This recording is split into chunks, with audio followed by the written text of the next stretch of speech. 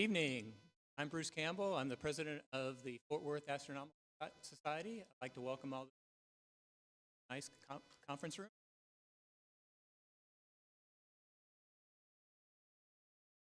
Election of officers.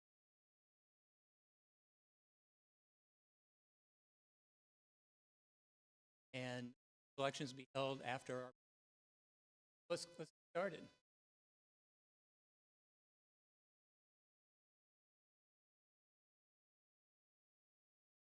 Do we have any visitors tonight?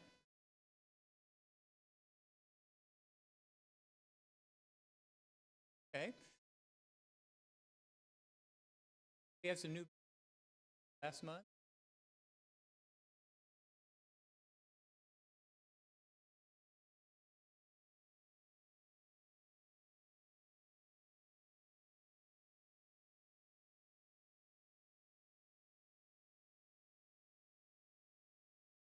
Hey, Stephen. Welcome. Glad you came back. And okay, so I was asked Maru typo in the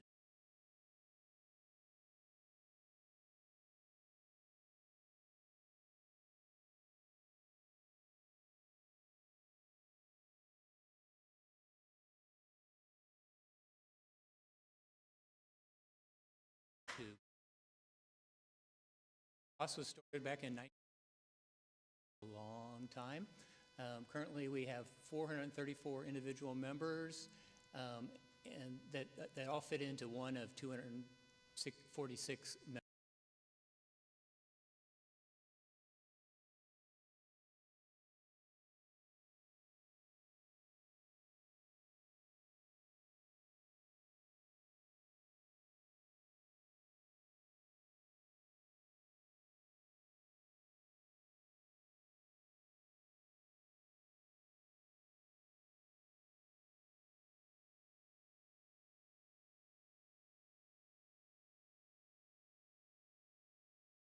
Contribution, and we have a question. Do you want me to talk louder? There are ways to get around that. Okay. Can you not hear me? Oh, okay. Oh, once again, 7 years ago, our forefathers set forth. No. Oh, proceed. Let's move on. Time's short. So we can go to the next slide. So our resources, we have a member's handbook that tells us how we do the business of the club, as well as what to expect at a star party and how to behave at a star party. So that's a handy thing to have and to review periodically and to update. We also have access to the Thompson Observatory down in Keene, Texas, which is an interesting facility that several people go to regularly. So if you don't know about it, you need to check into it. And then we have, next page, the Rising Star Observatory. I checked a website that has fairly current satellite images, and I found one that was taken in July or August of last year of our facility. So now we have a bird's eye look of what we have currently out there. In the upper left-hand corner, we have the astronomy building, and then we have the two observatories, and along with the lease pads and club pads. We have a green building which contains our composting toilet, and the maintenance building that contain all the gear that you probably don't want to use. So what you notice is a lot of there's green field. So there's plenty of room for you to come out and check out our dark sky site. Let's move on. Talking about club scopes and resources, and eyepieces, we have a number of Dobsonians that are currently out there. Some need a touch of TLC. We'll come back to that in a little bit. We have a number of very nice refractors that people can check out and use either at the dark sky site, or you can check them out and use them wherever you like. Then we have a wide variety of Schmidt-Cassegrains. Once you get above 12 and above, they're very heavy, and so only certain mounts can manage those. But we do have a mat cast that's 5 inches and does produce some good images. Let's move on. We do have a number of online resources. I tell people to go to our website all the time, as well as our Facebook and YouTube sites. We have two email groups that communicate to either members of the society or a subgroup of that called our APSIG, the Astrophotography Special Interest Group. So it's a good way to stay in touch and stay in contact with everyone. And then we'll go to the next one. And I'm going to turn it over to Bill Hall to introduce our speaker.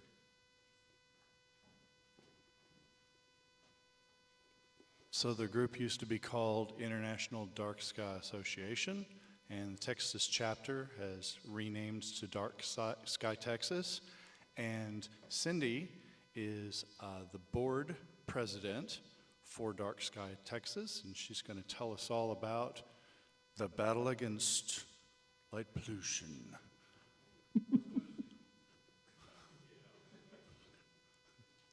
Thank you. I still need to have sharing turned on.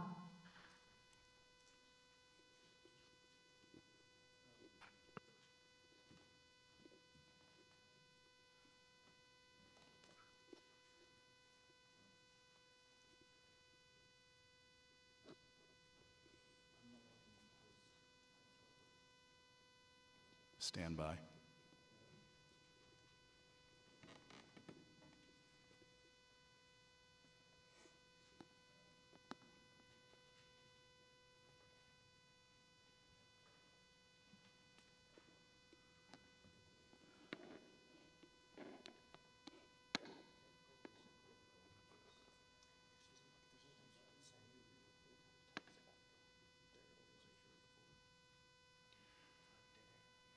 Yeah, if there's anything that you can talk to us about while Chris is While we working. wait? Well, you know, I'm delighted to be here with you. We, in Dark Sky, Texas, are not the only ones that renamed Dark Sky. The reason we did it was that Dark Sky International, as I hope most of you know, changed its name from International Dark Sky Association to Dark Sky International. So as the Texas chapter, we had to fall in line and changed our name too. I want to talk with you all tonight about a number of topics about light pollution, but all of it focused on how it's beneficial for your community, for you to help reduce light pollution. And so I'll talk about all the benefits that you get. What is light pollution?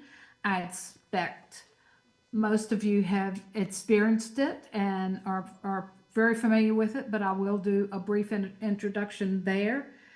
And I want to tell you about Dark Sky Texas. We'll be kind of leading you through this little path, if you will, that will tell you about how you can look at the benefits for Dark Sky Texas or for your community and what Dark Sky Texas is. So let me check again. Nope, still can't share. Okay.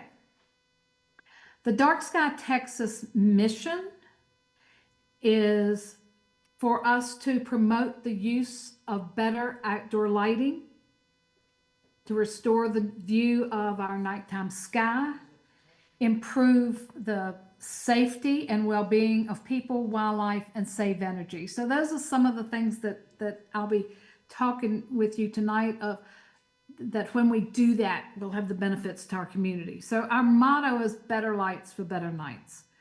What else would an astronomy group want but better nights, right? That's what we all hope for.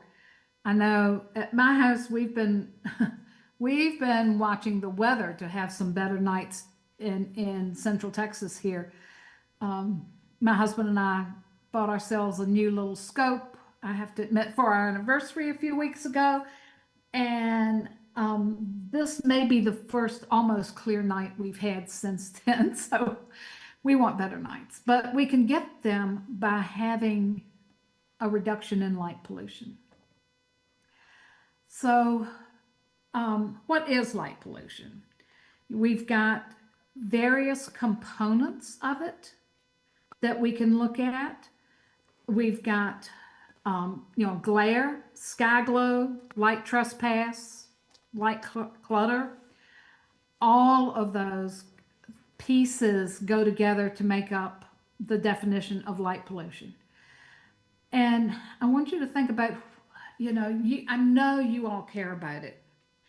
But why should, if you're talking to a neighbor or friend, why should people in general care about light pollution?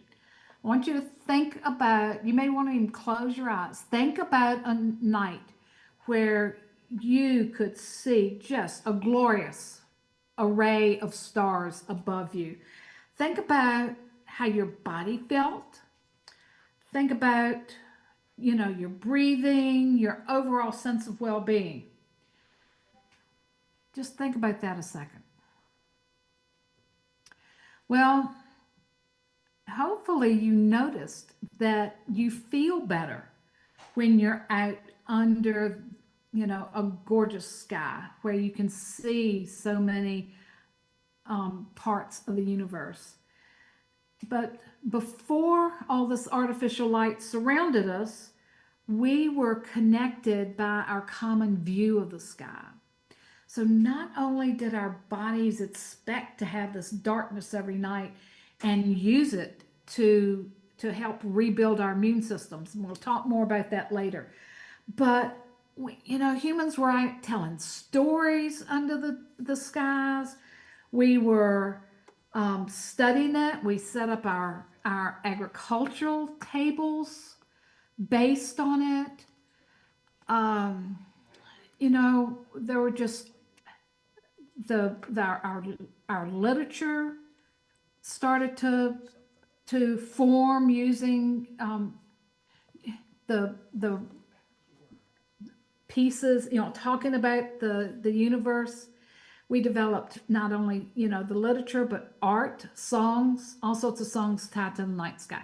Think about some songs that you can, have references to the night sky or some artwork. I bet you can think of a couple as you're sitting here. Well, the problem that we have is that dark skies are disappearing. And 80% of the world's population is not experiencing that natural night sky that we need. And unfortunately, light pollution is increasing at twice the rate of the population growth. So we need to stop that. At this point, I really have some pictures I need to show. Have y'all figured out what we can do to share yet? Possibly make me the host?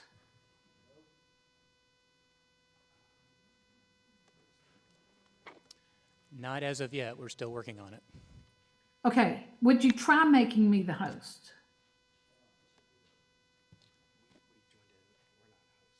Unfortunately, we're not the host either. That's why we can't make you the host. Okay. Trying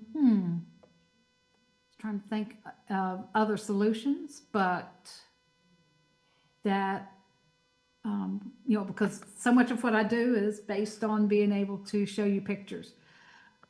Okay. You're going to have to use your imagination with this. So think about a light that you have seen that where you see the source of the light. You can see the light bulb, it's shining there. It's probably creating some glare. Did that make you feel safe? It probably lit up the yard. I mean, just an old spotlight on somebody's house lights up the yard, right? The issue with lights like that cause glare is that it causes your eye to adjust to that brightest thing that you can see. When you do that, that glare that your eye has adjusted to, is causing you to have all sorts of dark shadows that somebody with ill intent could hide. So you really are reducing your safety when you do not have that light shielded, when you're seeing the glare. All of you are familiar, I hope, with the Bortle scale. And that depicts that sky glow that we talked about. In fact, if you are able, you could go to the Dark Sky Texas website and at darkskytexas.org, very straightforward. We have under our programs, we have a sky quality meter program, which I'll talk to you about later. But within it, where we are reporting, we have a dashboard with readings from sky quality meters all over the state. And when we have that, we also have a picture that you can enlarge of the Bortle scale. And we have on that picture the corresponding sky quality meter readings so that you can, if you're familiar with the Bortle scale, then you can look at that and know, okay, I'm at, Bortle 4 or 5 here. I'm in a suburban sky. Maybe it's going to rural. Well, what SQM, sky quality meter readings, do I look for that would correspond to that? So that's out there on our website, but that's, defining our sky glow, if you will. The next issue with light pollution that I want to talk to you about is light trespass. Anytime a light can be seen, the source of the light can be seen from any other property, not just at the property line, but any other property, then you've got light trespass. Perhaps some of you have experienced this around your homes, where maybe a neighbor has big lights and it's coming over, or you're driving down a street in the city and somebody's lights are coming out into the street and causing light trespass onto another property, onto that public road. Think about wasted energy. That's a part of light pollution. Approximately 13% of all residential electricity in the United States is for outdoor lighting, and about 35% of all outdoor lighting is wasted. It just goes up in the air, to the sky, over to the neighbors. It is not lighting up the things that are needed. When you shield that light and target it so that it's lighting up, it's illuminating what you need to see, when you do that, you can generally reduce the amount of light, called lumens, the amount of light, by about half. Well, when you do that, then the cost of running that light drops in half immediately. The electrical cost is in half. So with all this light going everywhere, they estimate that about $3 billion, that's with a B, $3 billion worth of electrical energy is wasted every year just sending up and creating all that sky glow. Well, when we do that a lot, we're going to end up with light clutter. So that kind of finishes our definitions of light pollution. The next subtopic I wanted to talk about is how much better it looks, how much better your community looks, your homes, your businesses, etc. How much better they look when you control the lighting, when you follow what we'll later talk about as the 5 principles of responsible outdoor lighting. You've probably seen it. Light clutter does not look like any of these pictures of the night sky. It is ugly. It blinds you. It's not safe. It's just ugly. So when you control your outdoor lighting, then you can see better, and it looks better aesthetically, much more pleasing. If you go down the street, I don't know about y'all, but unfortunately, TxDOT in my area is putting up a lot of very white LEDs, so high Kelvin rated LEDs, and they cause a lot of glare. And not only do they look ugly, but they're blinding. Instead of having them shielded, and LEDs are some of the worst because they are, all the little diodes get targeted right into your eyes. If you, again, you have them shielded and targeted, you can see better. And that's what we want. That's what we want with outdoor lighting. We want to see better. If it's glary, then, it's not as safe. And it's, it doesn't look good. We talked about that. The issue that I want to look at next is the health and conservation benefits of better lighting.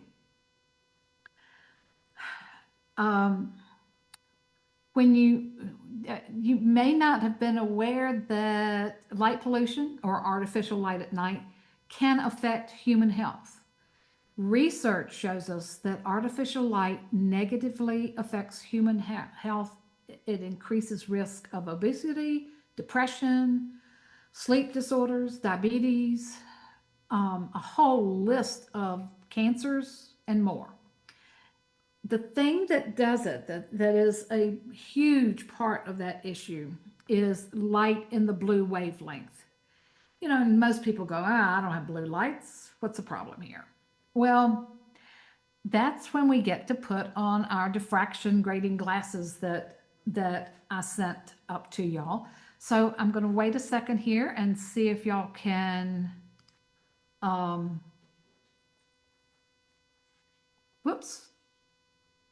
can put on your diffraction grading glasses. For those of you, I can't share a picture. I was going to show y'all what it looks like. Well, they look like this.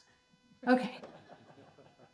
All right. Everybody who is physically there at the meeting should have a pair. Do we need to wait a second and let them be handed out? Nope, everybody's got them.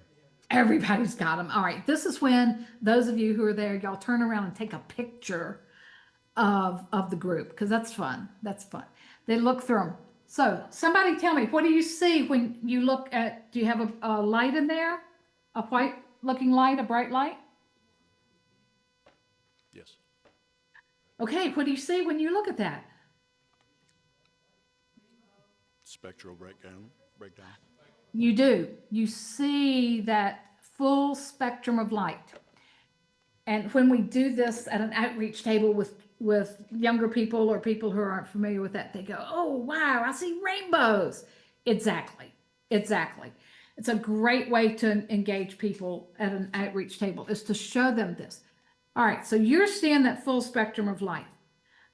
Many of you will have a red flashlight or a red, little lanyard, whatever.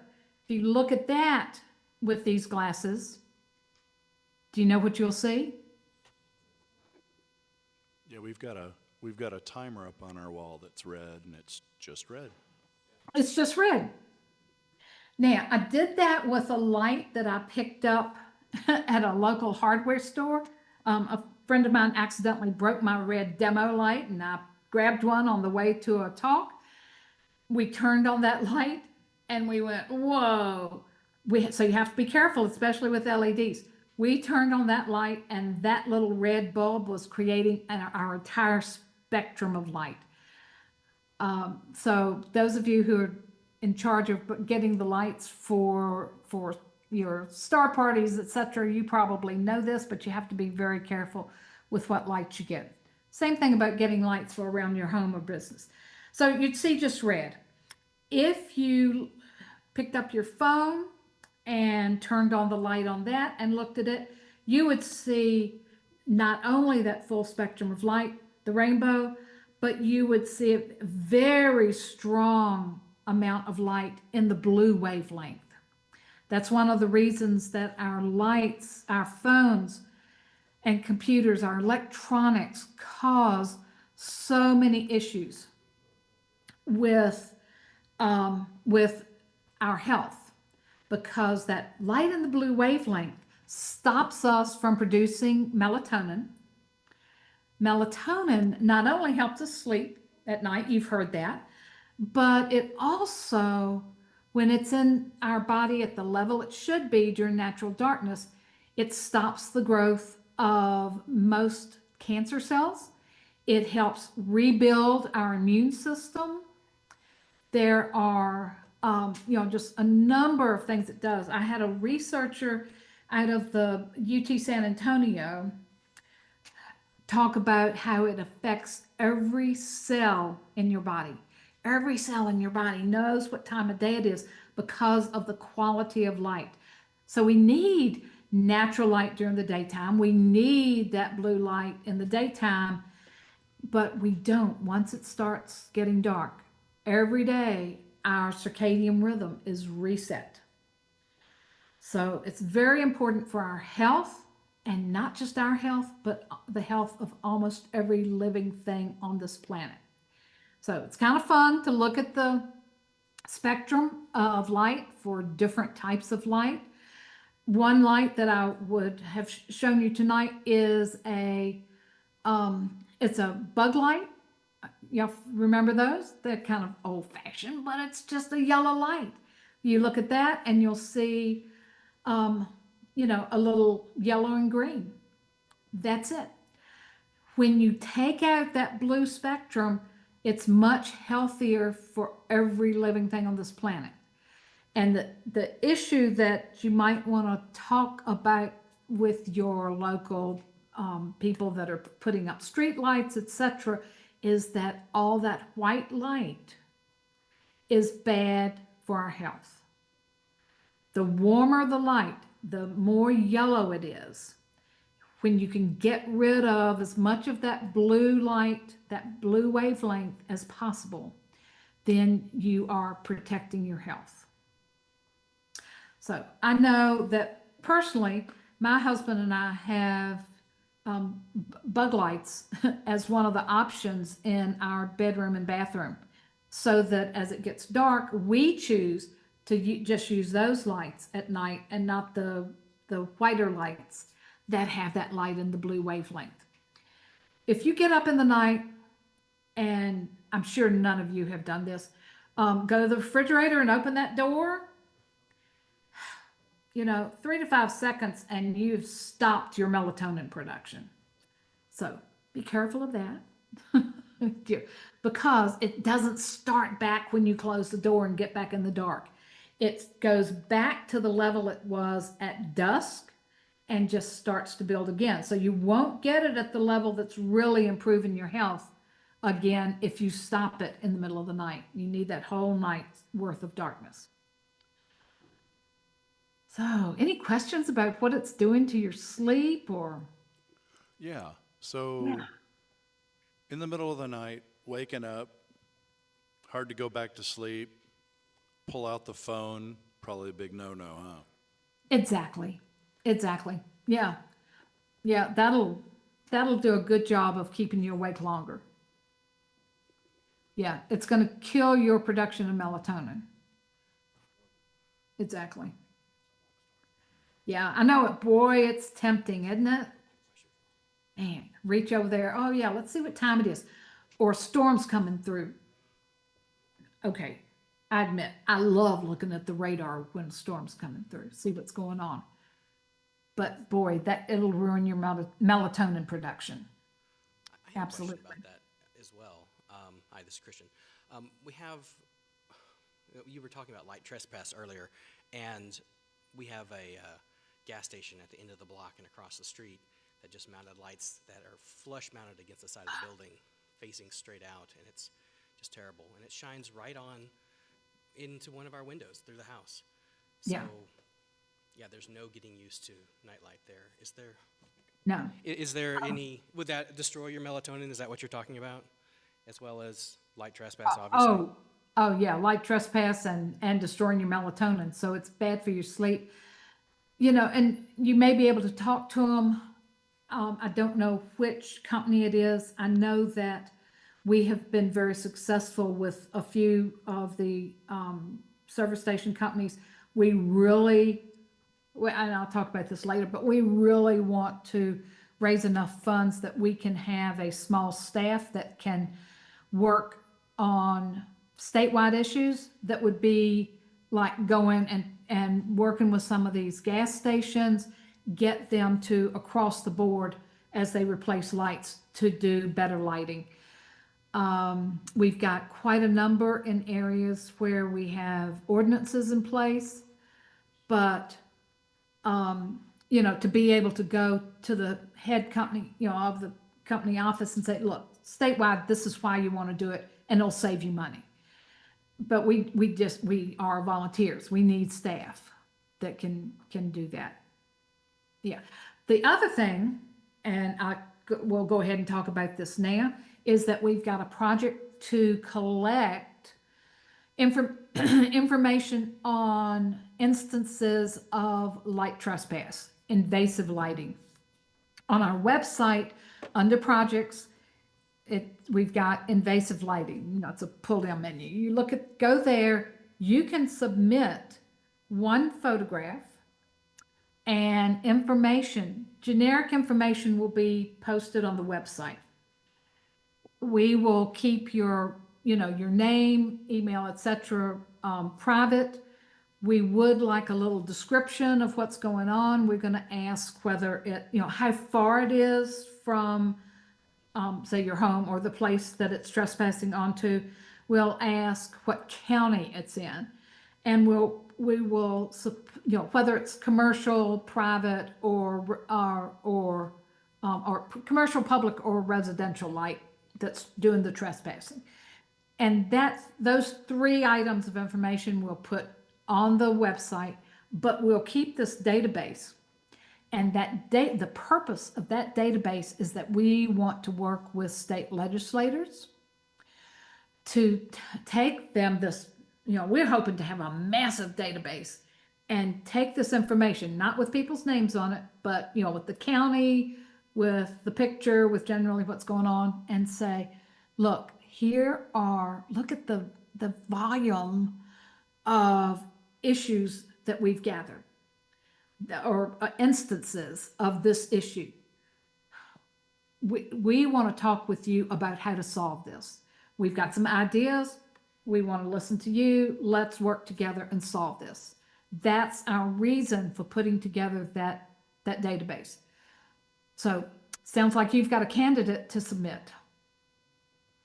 Did I answer your question fully? Yes, absolutely. Thank you so much. It's very frustrating. I'll definitely be doing that. Good.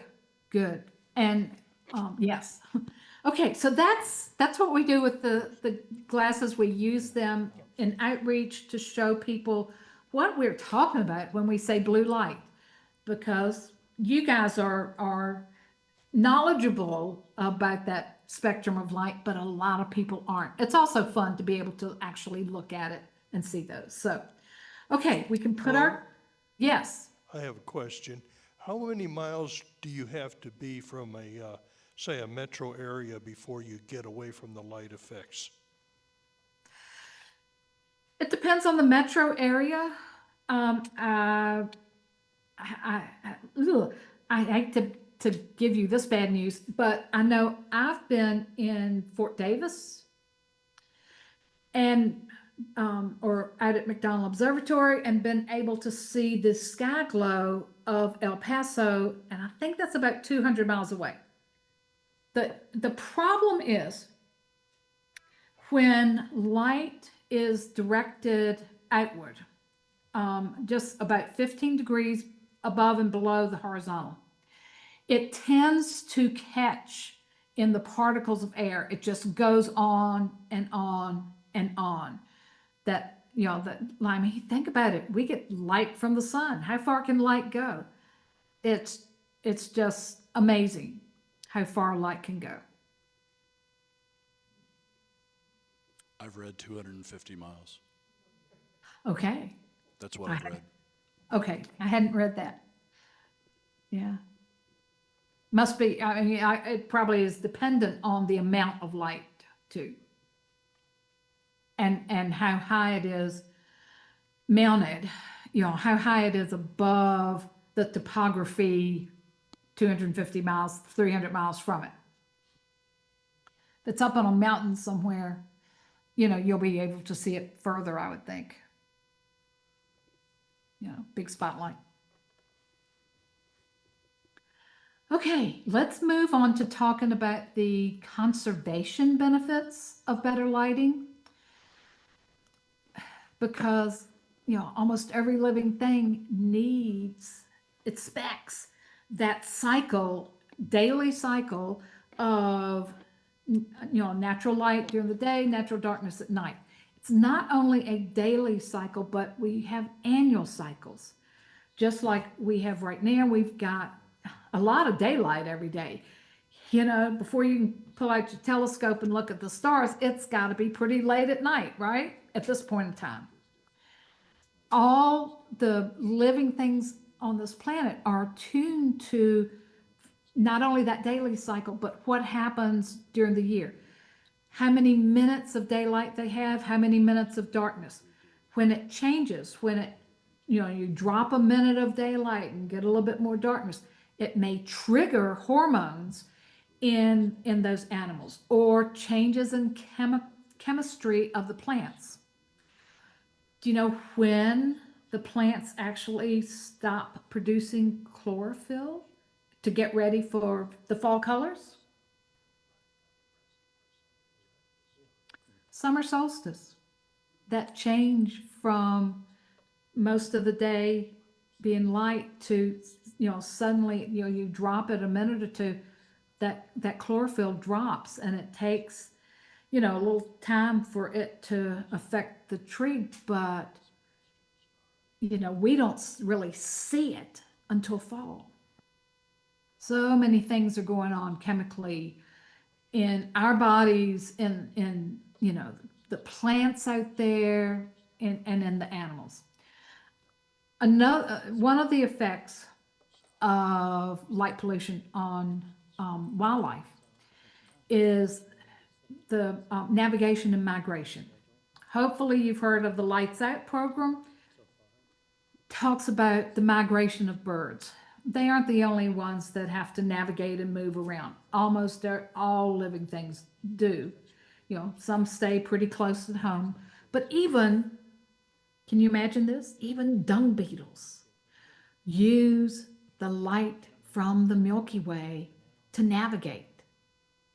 When they are out at night and they got to get that, you know, dung ball back to their little storage area without one of their, I shouldn't call him a buddy, without another dung beetle stealing it, because they will do that, then he needs to have a pretty straight path. Well, they use the Milky Way to go. Think about sea turtles. You've heard of, you know, the issues with them. They're down there, they, you know, they hatch, they pop up on the beach. They've got to navigate and get in the water pretty quickly before a predator gets them, or before they get crushed in a parking lot or on a road. What do they use? They use the light from the stars and the moon, twinkling on the water to know which direction to go in. So there's a long list of living things that use the stars and the moon for navigation and migration. Let's look at the balance between predators and prey. You know, a lot of prey don't go out when the moon is full, but if there's sky glow around all the time, that's like having the full moon. So they are more in danger. And, you know, maybe we're just messing up that balance. Maybe the predators can find them more, that type of thing. When every day the birds in the trees drop, the ones who are not night birds, they go up in the trees, they drop their metabolic rate by huge amounts. Hummingbirds up to 85%, sparrows about 50%. They drop their metabolic rate, and that's like us going to sleep. They are rebuilding their immune system. Let's think about those annual life cycles we talked about, not only the trees, but think about what the deer do year round. They're such a good example in Texas for us to talk about our white-tailed deer, when they know to go into rut, when they, produce their antlers, when they drop them, when they have babies.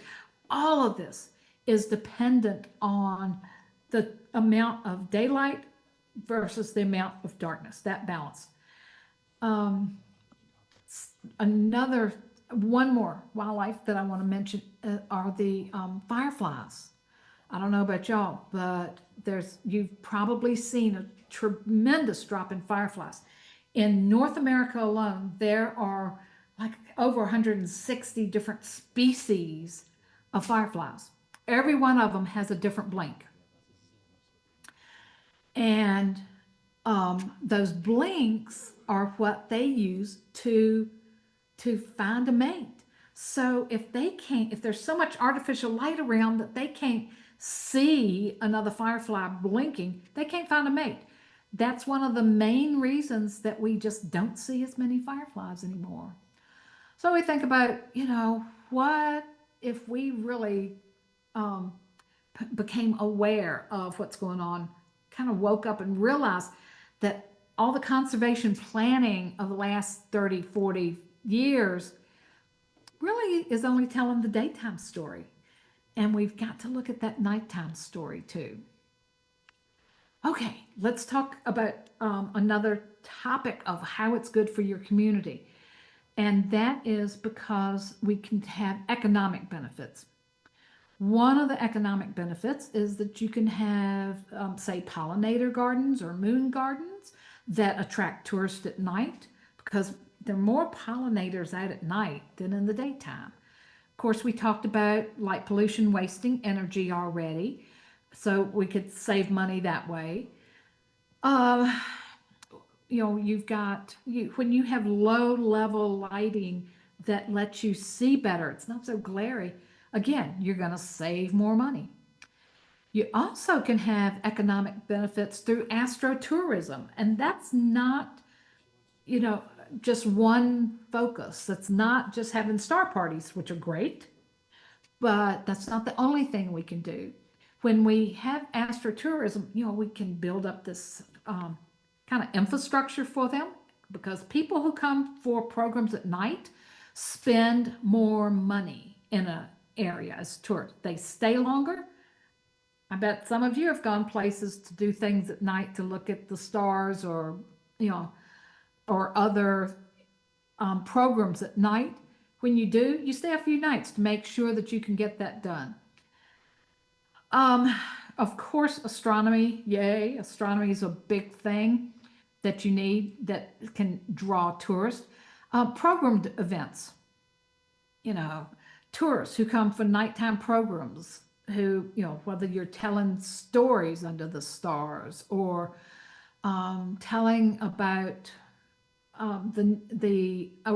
some of the indigenous people who lived in the area and what they did and what they told about the night, and or how they did agriculture based on the stars, telling those stories under the stars, getting people out there.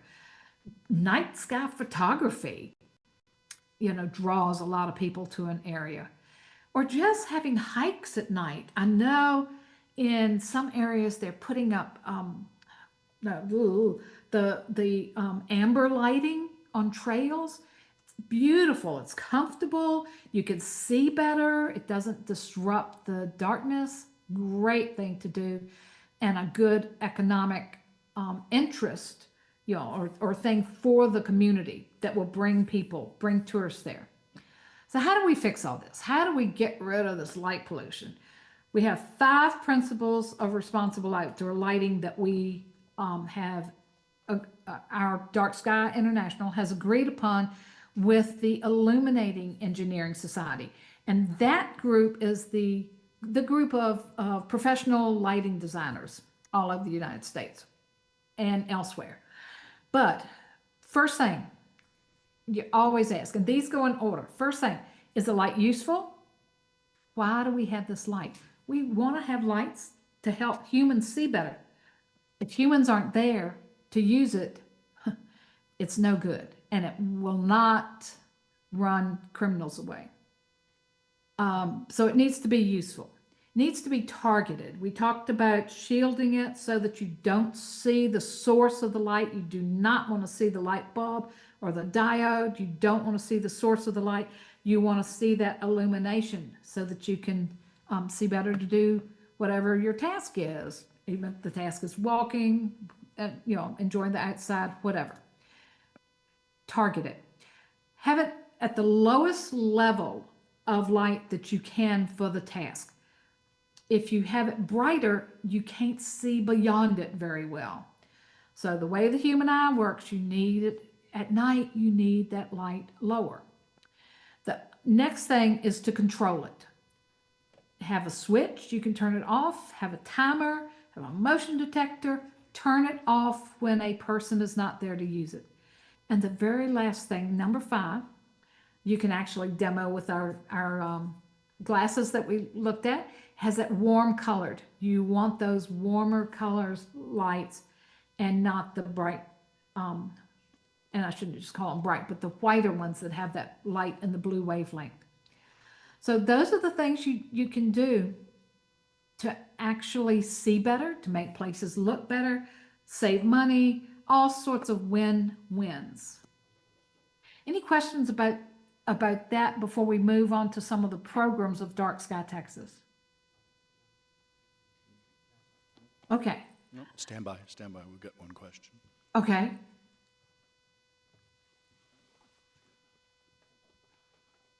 Thank you. My neighbors have their backyard and the area around their house lit up like a helipad. It's incredible. I'm sorry. And I've tried to convince them that, honestly, if I were a thief, I'd be more likely to target their house because I wouldn't have to worry about tripping on anything. Absolutely. But am I correct in that all the statistics that we have actually show that, blaring security lights do not, negatively affect the amount of crime in a given area? We have statistics that show that, in fact, I was just sent a new crime study, but all the professionally done studies either show that they can't discern a difference or that the lights actually attract crime. One or the other. Yes, and like I said, I was just recently sent a new study that was done here in Texas that we'll be publishing probably with a blog post on our website. Thank you very much. There's a talk that we do that's strictly about safety and security, and there are 2 communities, 2 neighborhoods in the Chicago area that long time ago, I think were, kind of different little subdivisions type of thing, different rules, but they're right beside each other. And one of them is lit to the hilt. You can see it from a satellite view, and the other is not. In the daytime, I'm told you can walk from one to another and you'd never know the difference. But at night, one of them is just lit to the hilt and the other's very dark. The one that is extremely lit has, I want to say at least 10 times the amount of crime as the other one. And that's just, one thing, but it's not a professional study. But we do have professional studies, and some of them are shown on the, you can find them on the darksky.org. But like I said, we just got a new one in from, that was done in Texas that we'll be writing a blog post about soon. I see that there is a question about the sky glow you see at McDonald from El Paso, and it says, is it from oil field operations? Yes, there is additional sky glow from oil field operations. Dark Sky International has worked with an organization in New Mexico that had the same issues with oil field and have come up with procedures for oil and gas industry for lighting, and a certification for oil and gas specifically for them. That a couple of places have gotten that certification. So that's something that we hope to spread around Texas to get more of them to get that certification. I want to mention some of the programs that we do. Again, if you go to our website under programs, there's a longer list than this. But we have what's called a Be a Star Award, which says if, we call it the Nature, Neighbor, and Night Skies Friendly Lighting Award. If you, at your home or business, or you find a business that follows all 5 principles, then you can fill out the form and get a nice big sign that says, they've won the Dark Sky, the Be a Star Award. So you can, for individual properties in Texas, they can win this award.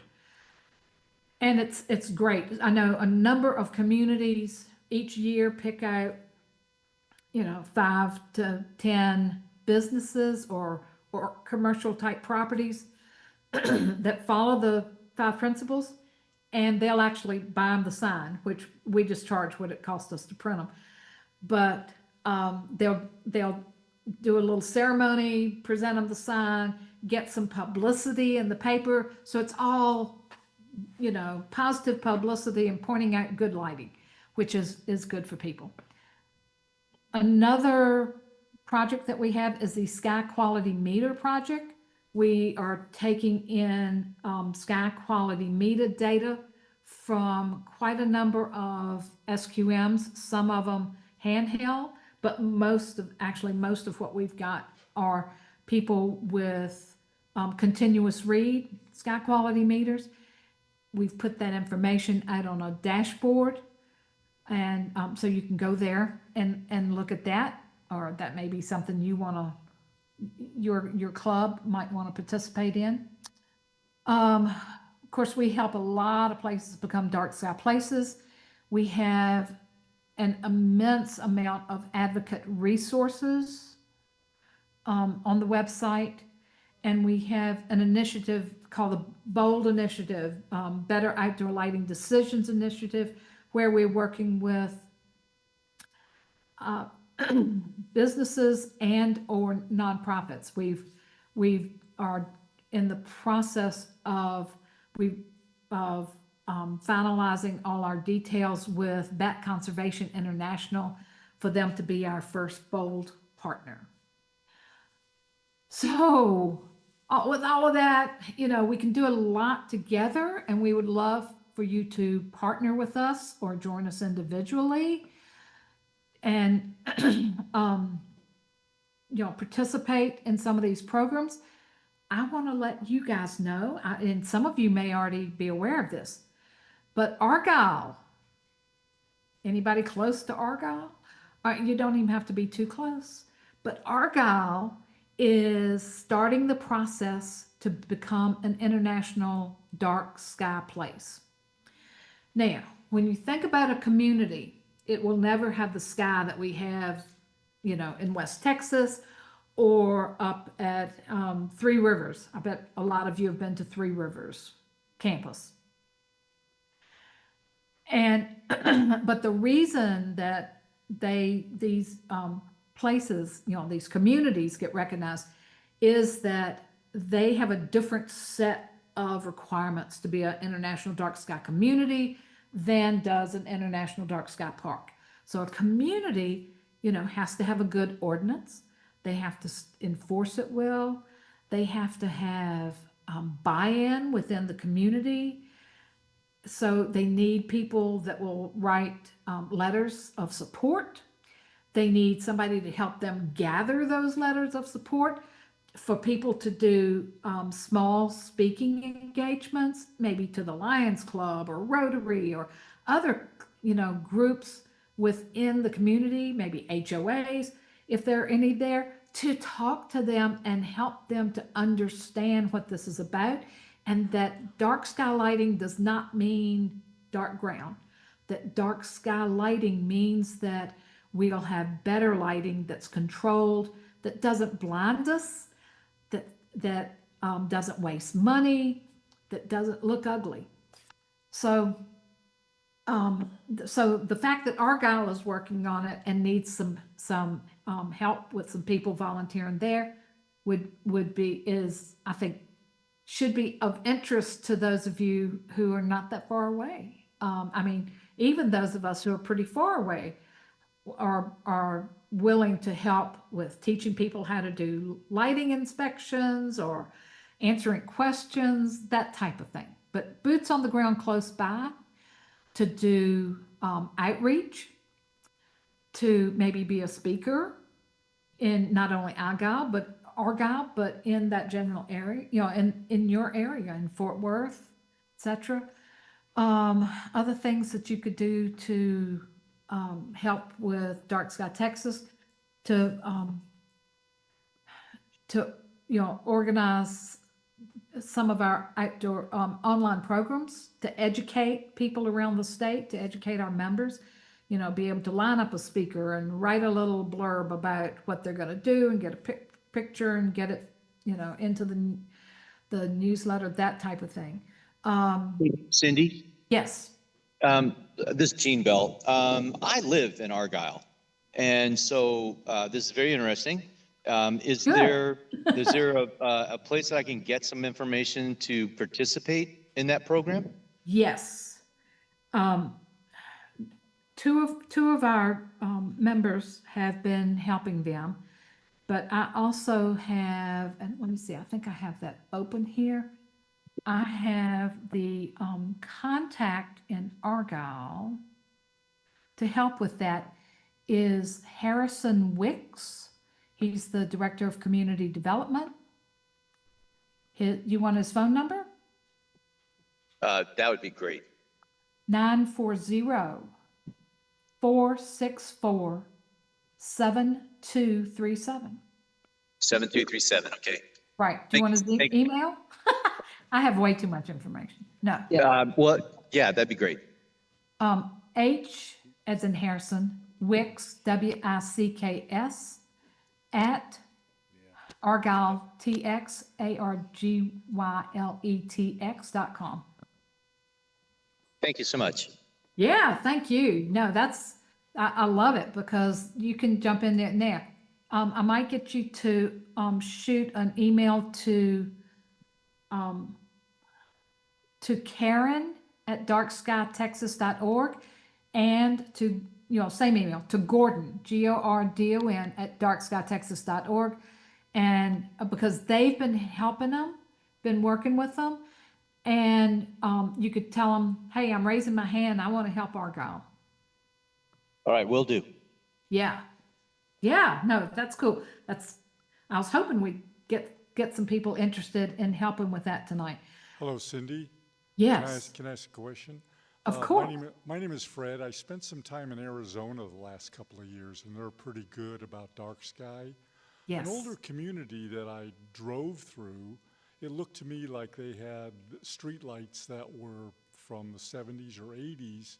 And what I noticed was that they had what appeared to be an after-the-market shroud or canopy on each streetlight that focused the light down, eliminated horizontal spreading, etc.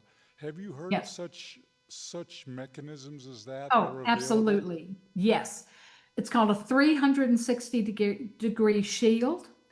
And actually, one of the things we're adding to the website is for you to be able to calculate how deep a shield you need, you know, based on how high the light is mounted and, you know, the relative height of properties around. That 360-degree shield stops light in what we call the glare zone. And Lithonia has been real good about adding them for us. We used to, when we first started, I don't know how many years ago, you know, back about 2010 or so, 2012, we were getting local fabricators, you know, like the people who would create HVAC systems, where Yeah, where they would actually have the metal to build the connectors between the pipes and things. Okay, okay, well, Where they would that's, just literally make a shield and then paint it the color to match the light. What we got them to do was to start doing that commercially, the lighting manufacturers to make them. So a lot of lighting manufacturers now, if you go down into the spec sheets, in the details, you'll often find two things. They'll often have a house side shield, which I'm not a fan of. And they'll have a 360-degree shield. I'm not a fan of house side shields because, you have a shield on one side. You've got the light, you've got a shield, here's a light, whatever. There's a shield behind it. The light, unless that shield is black and absorbs the light, that light is going to hit that shield and go across the street or, over to the next property. If you have it 360 degrees around it and you can control that light so it's coming down at least a 75-degree angle rather than the 90 straight out, you get that 75-degree angle. okay, You okay. generally control it that way. Yeah, but- thank you, Cindy, that's good, I appreciate Yeah, it. most commercial lights are offering that now, and if they don't, then you call them and say, why not? Why don't I have this? I want this. I have a question. Yeah, So as an astronomy club, we do a lot of outreach.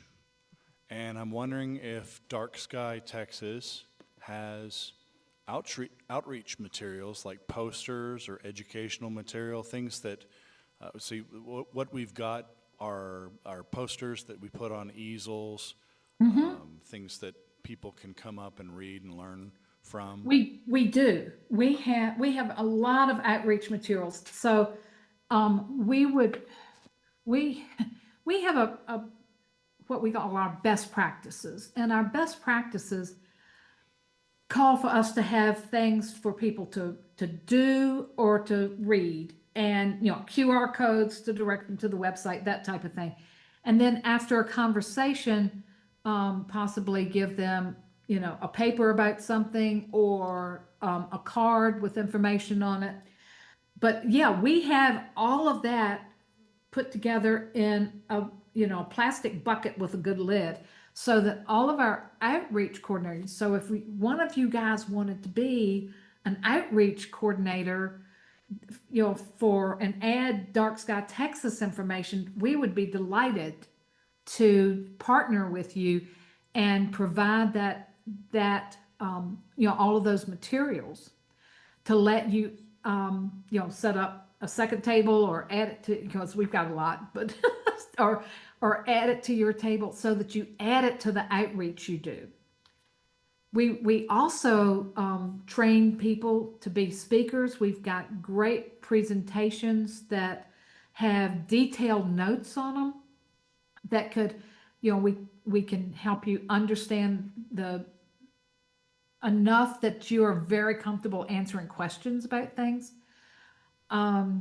We, have volunteer jobs like to promote that invasive lighting project where we're trying to build that database. If somebody was like, whoa, I want to do, maybe it's too hot for me right now or whatever. I want to help. I'm good at marketing. I want to figure out how to promote that around the state and get, grow that database. You can do that and join our government affairs team. Be able to help raise awareness within our senators and representatives about it so that we can make some statewide headway. We've got a partner program where, you guys could be a partner, and we will do, we'll, occasionally provide a speaker, but we could also do speaker training. We have those materials and training to have that, professional looking outreach table. We would put your logo and information about your club, not just the link, but information about your club on our website. And then we would ask that you put our logo and link on your website. Perhaps some information about what Dark Sky Texas is doing in your newsletter a couple of times a year. We have just added an event calendar where you could put your events, your partner events on our website also. So that's something I'd love to talk to y'all about. Okay, thank you. Anybody And have maybe it's something that you want to, your executive committee or something wants some written information and we'll have a conversation. That'd be great. Thank you. Yeah. Well, we want to say that we're sorry that we had the issues, the technical issues. Thank you for speaking with us. You're welcome. Sorry- I hope sorry. Yeah, we it's so didn't- much better with pictures instead of just me, but that's okay. Well, We did. we've all got good imaginations here, so I think we made it through. You made it. You made it through and y'all had great questions. Does anybody have any other questions? Okay, well, hey, thank you so much for your time. I don't know if you were done, if you've got anything else to share with us? No, I've wrapped up. Would love, like I said, to connect with your executive group and talk about a partnership, which y'all could expect from us and, what we would ask. And get some of you involved, like Jean with Argyle, and include our outreach with yours, and maybe get some of you who would like to be speakers and do the type of thing that I did tonight, except with a good PowerPoint. We also have, what we call have like a big 4 feet by 3 foot display that you can put on a wall at an event or have it in a local library, and it asks questions and people can walk through that whole thing, and it's like a mini talk. Got lots of good educational materials coming out Excellent. That's good to know. that we already have. Yeah. And your website is? darkskytexas.org. Okay. Thank you so much for your time this evening. Appreciate it. You're so welcome. Thank y'all. Take care. Bye now. Bye. Thank you.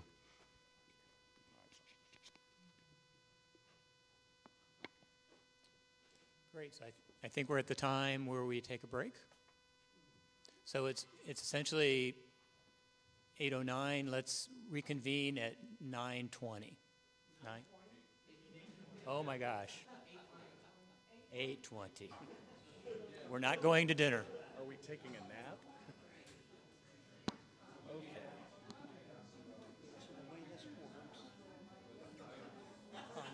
Jim's observatory, Noble's going to be a lot simpler.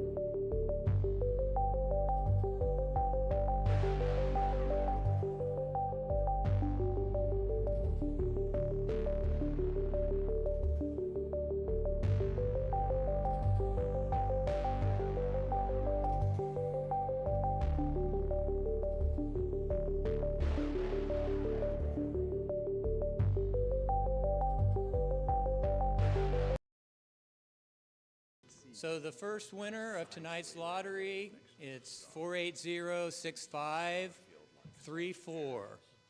Last three numbers were 534. Look at the star pattern and see, okay, so it's next to this little triangle there, and be able to Oh. really precisely identify which one of the million dots it is.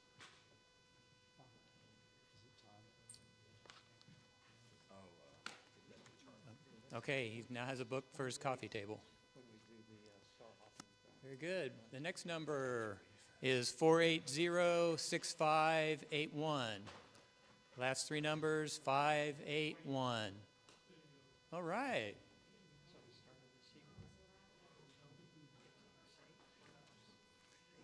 A raffle or a racket? What'd you say? Oh, I gotcha. Gotcha.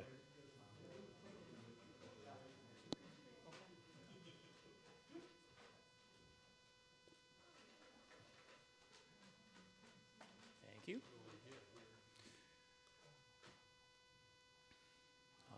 Lay him down this time.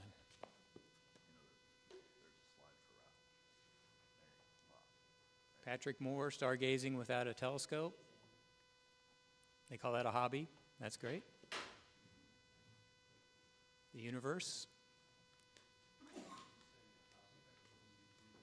So, is this new? Do you have any new one? Nope. So it's a new one. So next number is 4806548.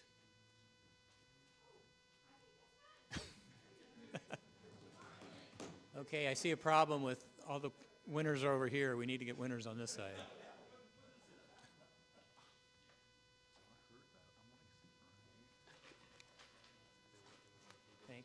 Thank you.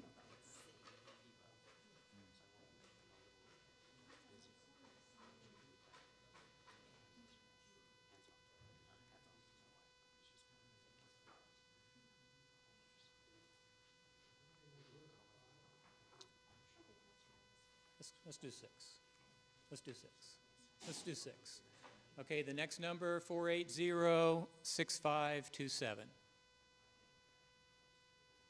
4806527.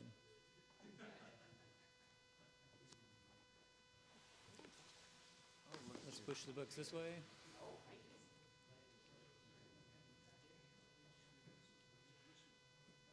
Is this the sixth?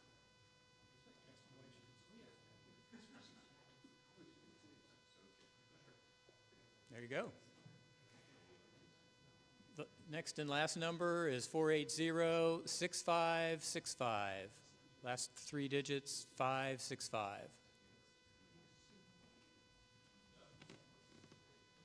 Come on up, Sam. 6565. 4806565.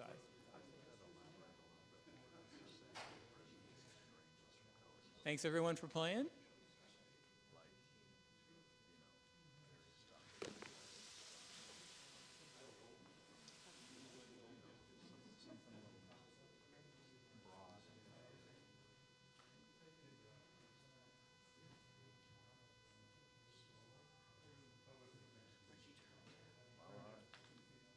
Oh, then, let's go to the next slide.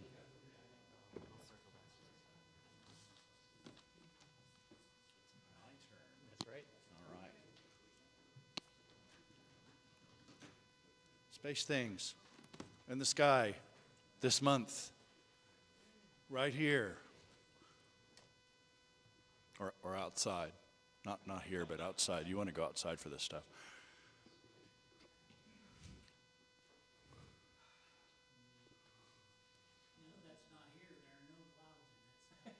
Yeah. It's nice to see stars when you look out the window now. All right. So, yes, Sam Morehouse. This is a big, huh? I'm good. I'm resourceful. This is actually Sam's picture of the heart and soul and fish head. Heart, soul, fish head. Shape of soul right there. Fish head. Next slide. It's lovely. It's in Perseus, I think. Next slide. Where am I standing here? Okay, good. Okay, I'm not going to belabor the summer solstice, but it was a thing that I didn't know, and maybe you didn't know either, so I thought I'd share it. But did you know that on the summer solstice, the sun is exactly overhead along the line of the Tropic of Cancer as it rotates? I learned that the other day when I was looking over the moon stuff, and I saw that. It was like, wow. Yeah, I was like, I've never known what the Cancer and Capricorn thing was all about. And then for the December solstice, the sun is exactly overhead on that line of latitude. So, fun fact, new fact. Next slide. Occultations and close approaches. Really the only thing notable going on this month is on June 22nd, we've got the Pleiades and the moon are pretty darn close. So nice photo or eyepiece opportunity. This is a picture of the moon and Jupiter conjunction by Patrick McMahon. Just nice little with the little moons and stuff. It's great. So next slide. Our next new moon's on Wednesday, June 25th. Next slide. And Monday, June 30th is Asteroid Day. So Asteroid Day celebrates 117 years since the Tunguska event in eastern Siberia in Russia. Next slide. So the explosion for the Tunguska event, it happened in 1908, and the explosion was equivalent to, because this was a long time ago, they didn't really have the sort of measurements that they've got now. Cherubinsky, we've got a whole lot more accurate information as to speculating what size this asteroid was that came in, but 2 to 50 megatons of TNT. It knocked down about 80 million trees in a radial pattern from its epicenter. It did not impact the Earth, but it actually exploded in the sky over Tunguska, and it wiped out an 830 square mile area of forest. Next slide. They say that the meteor was maybe about 130 feet in diameter, and it created total destruction, laid out all the trees, wildfires. It incinerated like hundreds of reindeer, huge herds of reindeer and stuff. Next slide. So, happy Asteroid Day.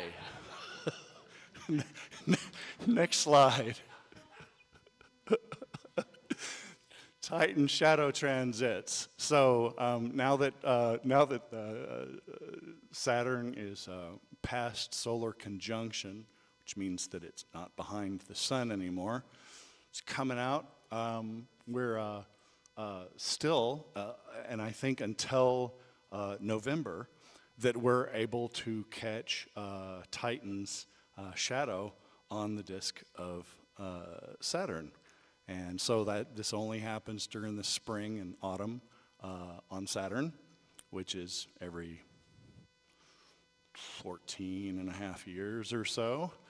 So with this particular instance, it's July 2nd coming up.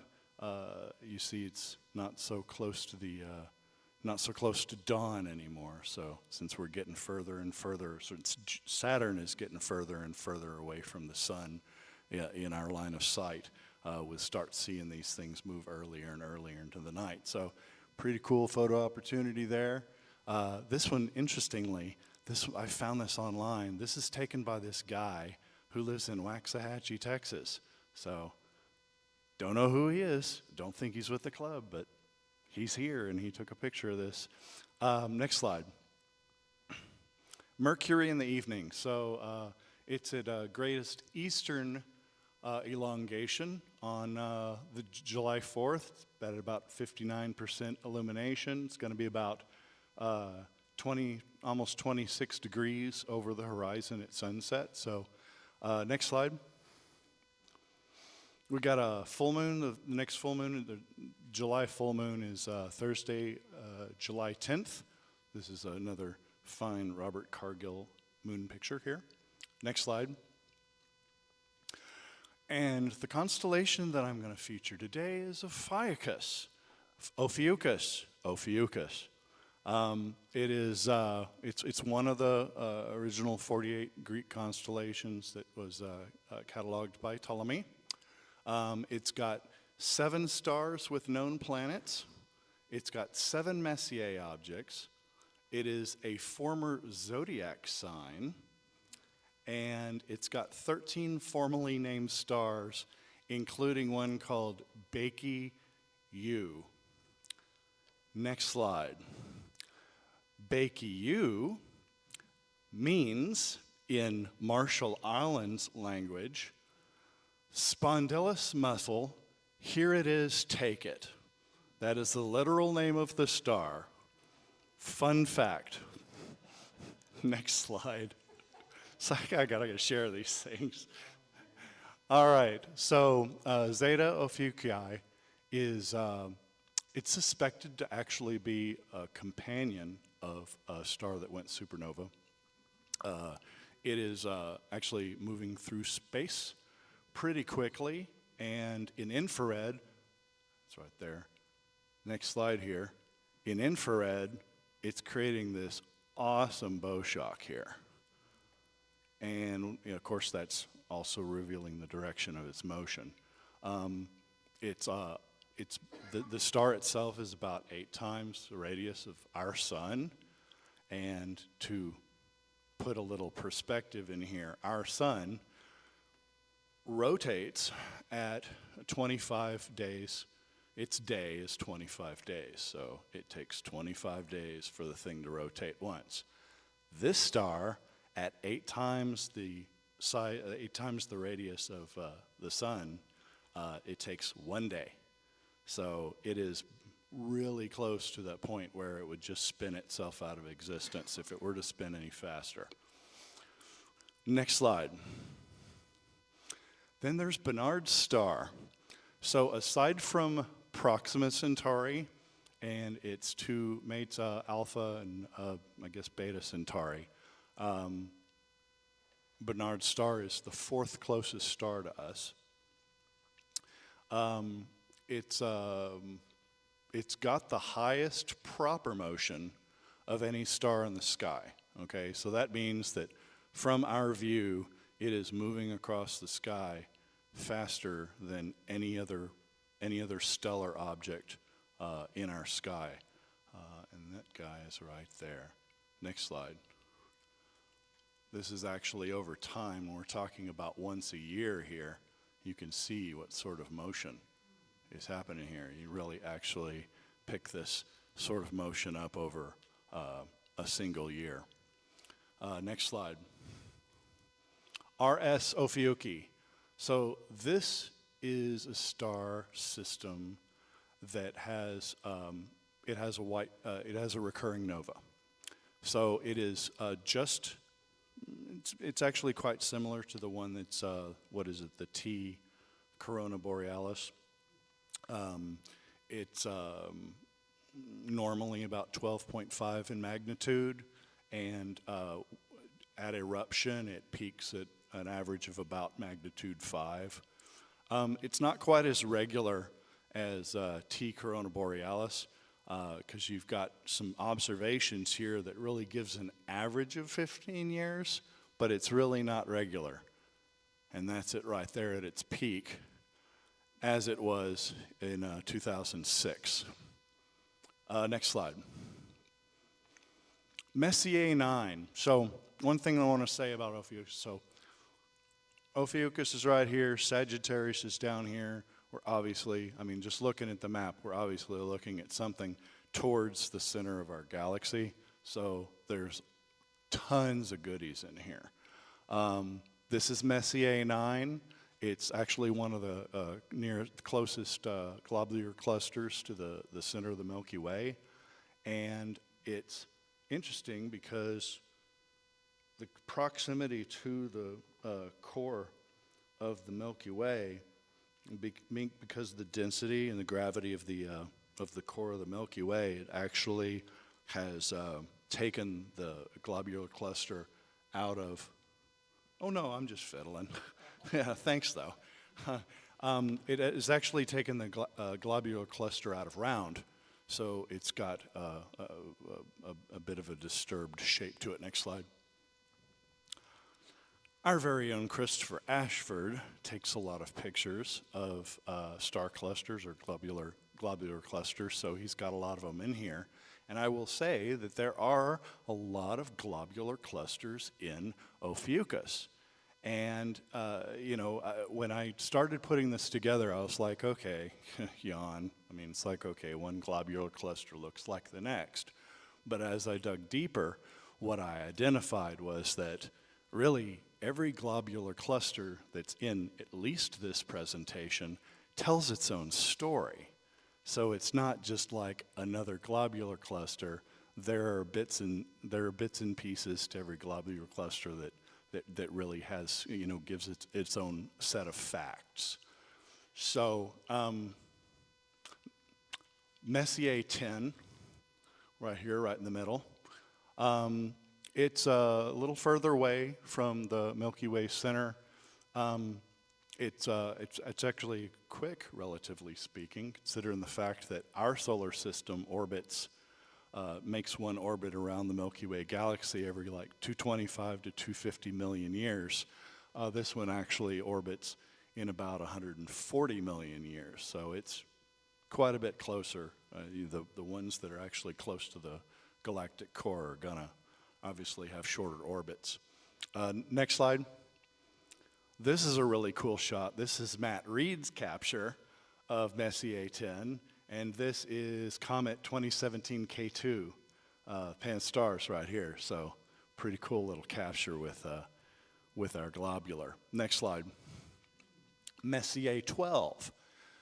So this is much less dense than most clusters, most globular clusters. It's got an unusually low number of low mass stars. And what is the thinking about all that is that over time, as it's passed through in its orbit through the Milky Way galaxy in various denser parts, that density of the galaxy is actually stripping away the stars from the globular, making it a less dense and less populous cluster. Next slide. It's right there.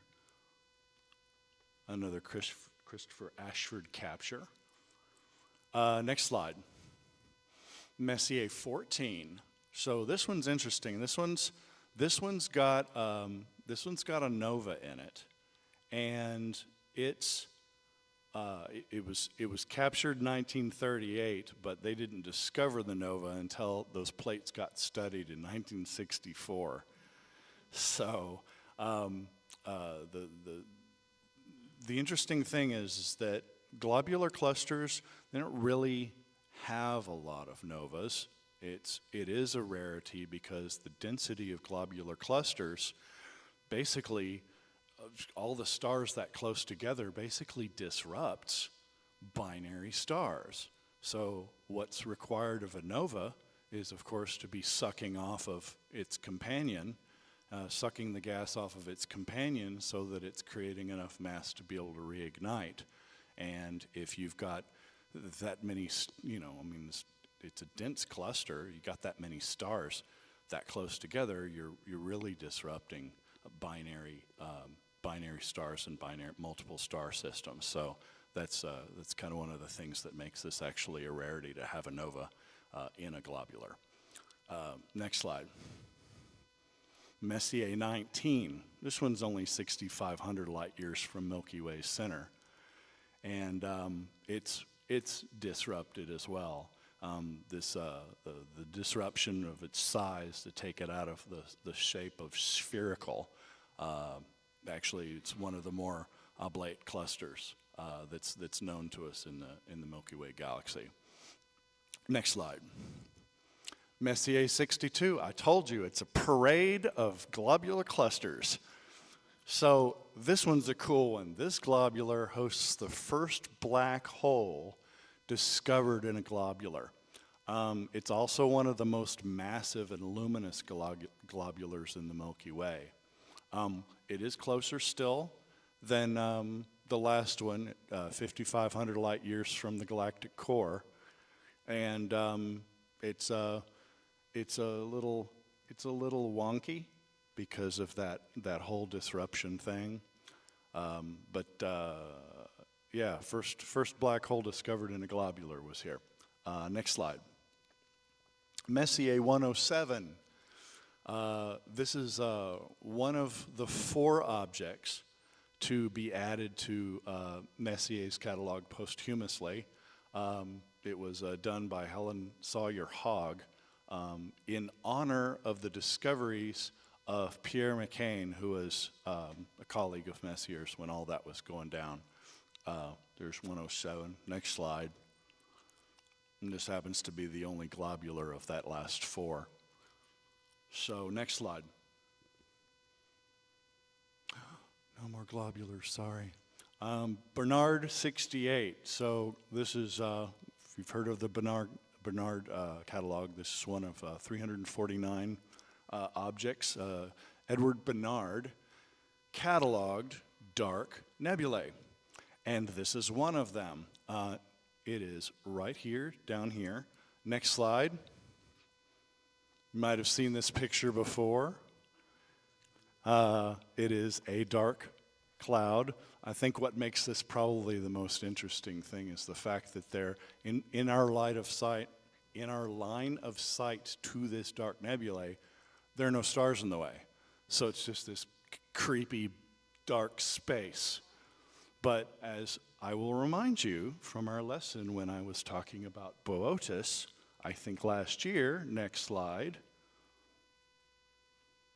this is not Boötis void, despite what you see on the internet. Because when you Google Boötis void, which is basically just some space in the line of sight of Boötis, which is basically just less dense of galaxies than other spaces, this picture comes up. Like, who's the Boötis void? It's some spooky thing out there. It's not the Boötis void, it's a dark cloud. Moving on. Next slide. Little ghost nebula. So Gaia data actually suggests that this central star is actually part of a binary system. Next slide. It's a Wolf-Rayet star, which is one that has no hydrogen left, and its atmosphere is mainly made up of helium and nitrogen on its surface. So it's dying, and it is letting off this stuff. Next slide. The Dark Horse Nebula. So this is a Bernard object. It's Bernard 77. And it's also called the Prancing Horse Nebula. It's right in here. Go ahead and go to the next slide here. For all you Horse Nebula fans, let me see, we've got the Horsehead Nebula, we've got the Blue Horsehead Nebula, and now the Prancing Pony Nebula. So, yeah, line them up. So this is actually one of the largest dark nebula in the sky. It's about 10 degrees by 10 degrees, so nice wide shot nebula. It's in the direction, of course, well, it's Ophiuchus, so it's in the direction of the core. And yeah, it's pretty great. Very large. And there are lots of little named bits and pieces in here that are kind of smaller components of the prancing pony, prancing horse. Next slide. The Snake Nebula is actually part of the dark horse. It's Bernard 72. You know, these dark clouds, this is all like where stars begin. You know, this is dark dust and stuff. There's gas in here, but you know, it's mostly the dust. It's where these protoplanetary systems begin and birthplaces for stars. Little fun snake shaped. Nothing really special about this except the fun shape. Next slide. And then there's the Siamese squid, aka Twin Jet Nebula, also known as Minkowski's butterfly, also known as the Butterfly Nebula, also known as M29. It is a bipolar nebula that's created from its poles, has created two lobes straight out of the sides of it. It's right smack dab here in the middle. It's a little guy. Next slide. The interesting thing about this guy, and it's beautiful, it's crazy nebula here, is that the central star is a binary system, and it's made up of a small star that's actually orbiting a white dwarf within the white dwarf's atmosphere. So kind of a cool thing going on in the middle there, and it's because of that sort of dynamic with stars that are orbiting that close, a star that's orbiting that close around a white dwarf, that it's creating such a crazy shape here is what they think. Next slide. Oh, well, seems like I'm missing something. What else is in Ophiuchus? What did I not talk about? What did I not bring up? Anybody? Anybody? What? Row? Oh, next slide. Okay, sorry. There's the Ophiuchi cloud complex. I had to play around with that. So it is one of the closest star-forming regions to us. It's huge. It's actually the first star-forming region to be found with a brown dwarf in it, which is, of course, a failed star, doesn't have enough mass to ignite and create thermonuclear fusion. This one, this great picture, this is Jim Potts' picture right here. That is, now mind you, is that's Antares right there, okay? And that's M4. And so right around here is actually the border of Scorpius and Ophiuchus, okay? Most of the Rho Ophiuchi cloud complex, this thing, is in Ophiuchus. Interestingly, some of the structures that are involved here, some of the structures that have been found in here, the astronomers kind of identify that as a shock. It's like a bow shock that's actually traveling through the gas that's emanating from a star association, which is basically like a star association is like a group of stars that are all seemingly moving in the same direction. That can imply that they're basically we're all born together. They have the same movement, proper motion. They have the same proper motion. As you can see, it's huge. It's like 60 minutes, so it's 1 whole degree by a little under half a degree. Next slide. Not to outdo Jim Potts' picture, but this is actually James Webb's picture with my girl Alyssa Pagan there, who was a speaker at our club not too long ago, and she was a part of the team that processes the James Webb. So, it's a pretty sweet picture right there. Next slide. Okay. Now I'm done playing around with y'all.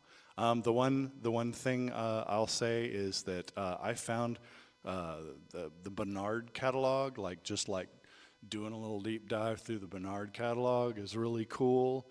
There's a book called Fireball Over Siberia by Sophie Pinkham that talks about the Tunguska event and other stuff in here.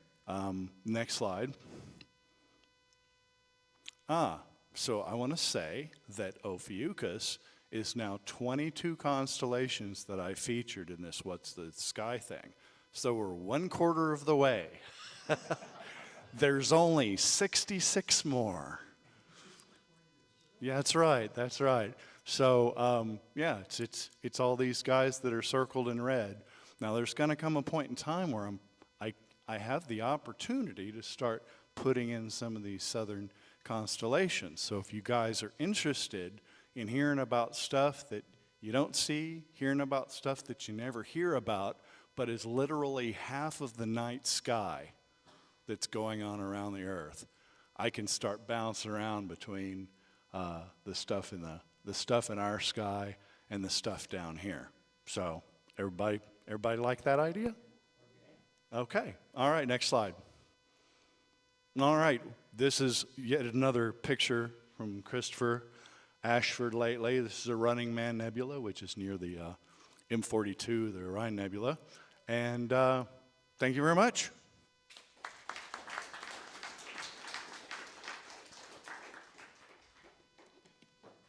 You think that was long? Just wait until I do Sagittarius. We'll be here all night. Watch your eyes.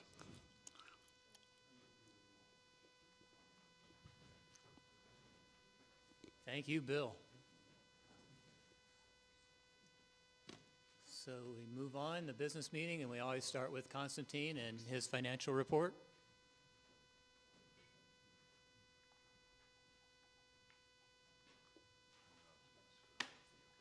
Right here. Thank you.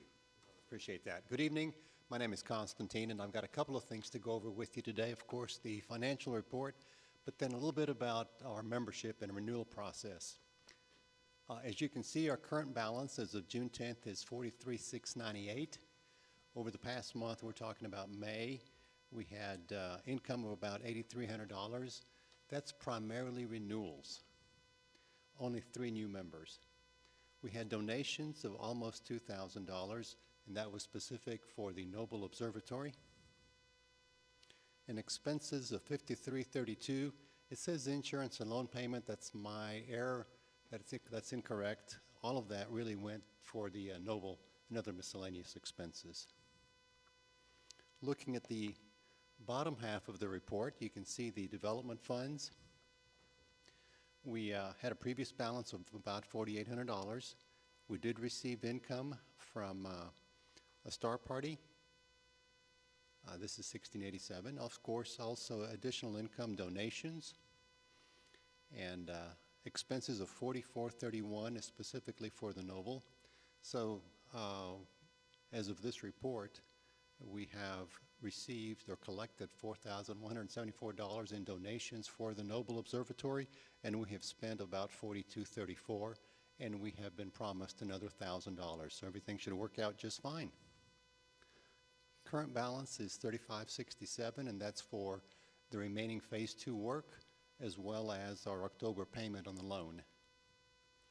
And current loan amount is $10,440. Any questions on the Treasurer's report?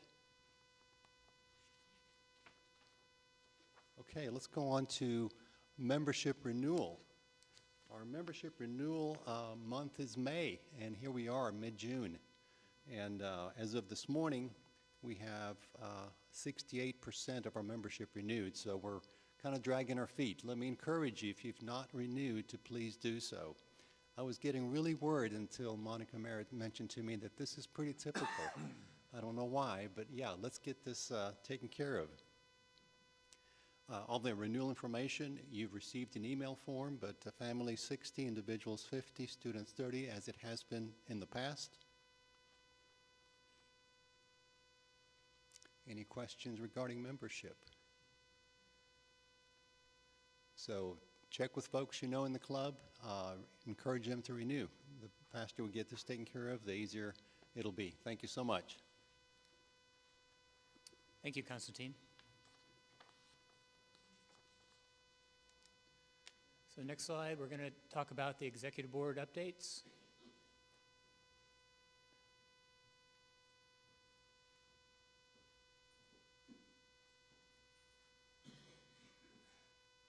That's right. So the first item is the nominating committee reports. Next slide. So the nominating committee wanted you to know that we did collect a slate of officers for next year, for the next executive board. And I just want to review the election process. You'll find that we have two types of elections, and they have to be with contested candidate positions and uncontested positions. So let's start with the uncontested positions. So we'll just announce the person who's running and then ask for a show of hands.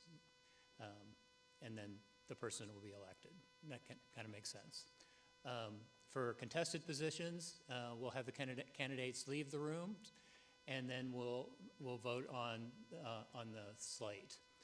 So tonight we have one contested position, and that is for the director's positions down at the bottom of the page where we have Peter, Christopher, and Jim all vying for the two director's positions. So we'll have them step out of the room if they were here, but they're not here. So we'll somehow manage that through the AV system. Is that right? And then for the rest of them, from president, vice president, treasurer, and secretary, we'll just have a raise of hands to vote those people in. Any questions about the slate of candidates? Yes, Sam.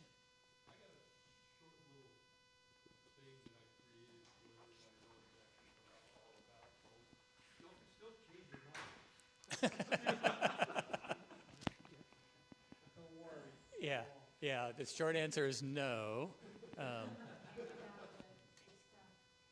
Did you pass it on to the AV folks? Yeah, he's got it. Okay. Well, come on up. I'll make it for you. Has that ever happened? Those of you that know Sam, you know that he can talk. Yeah, it cut me off, but I'm going to run through. Sure. We got a very versatile group, and everybody's got their own interest, and that's great. We need that. But the first thing I'm going to say is I'm not a scientist. Please remember that, okay?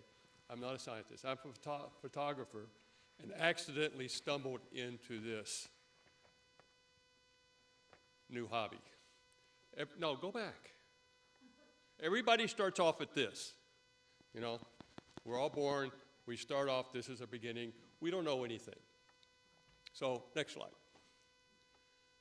This is my most expensive photograph I have ever taken.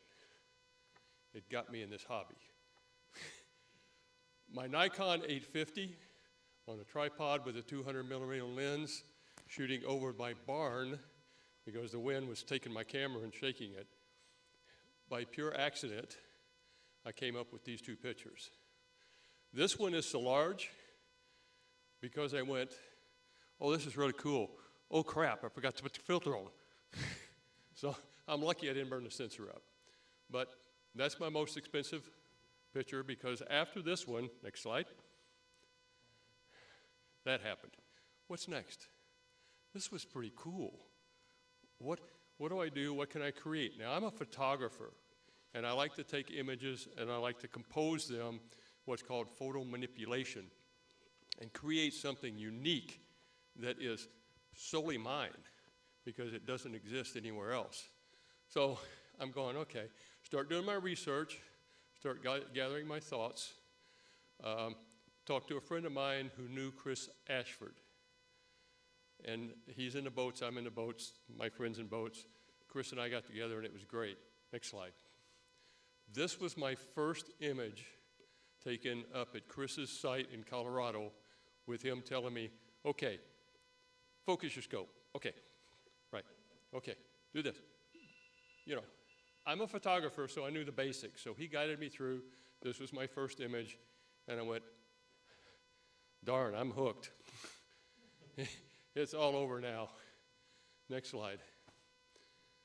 What now? So, as everybody in here knows, it just grew. Continue. That was the one that y'all just saw.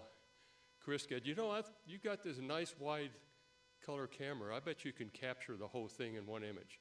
This is one image, and I thought it was pretty cool. Next one. Again, a challenge from Chris. Can you get all three?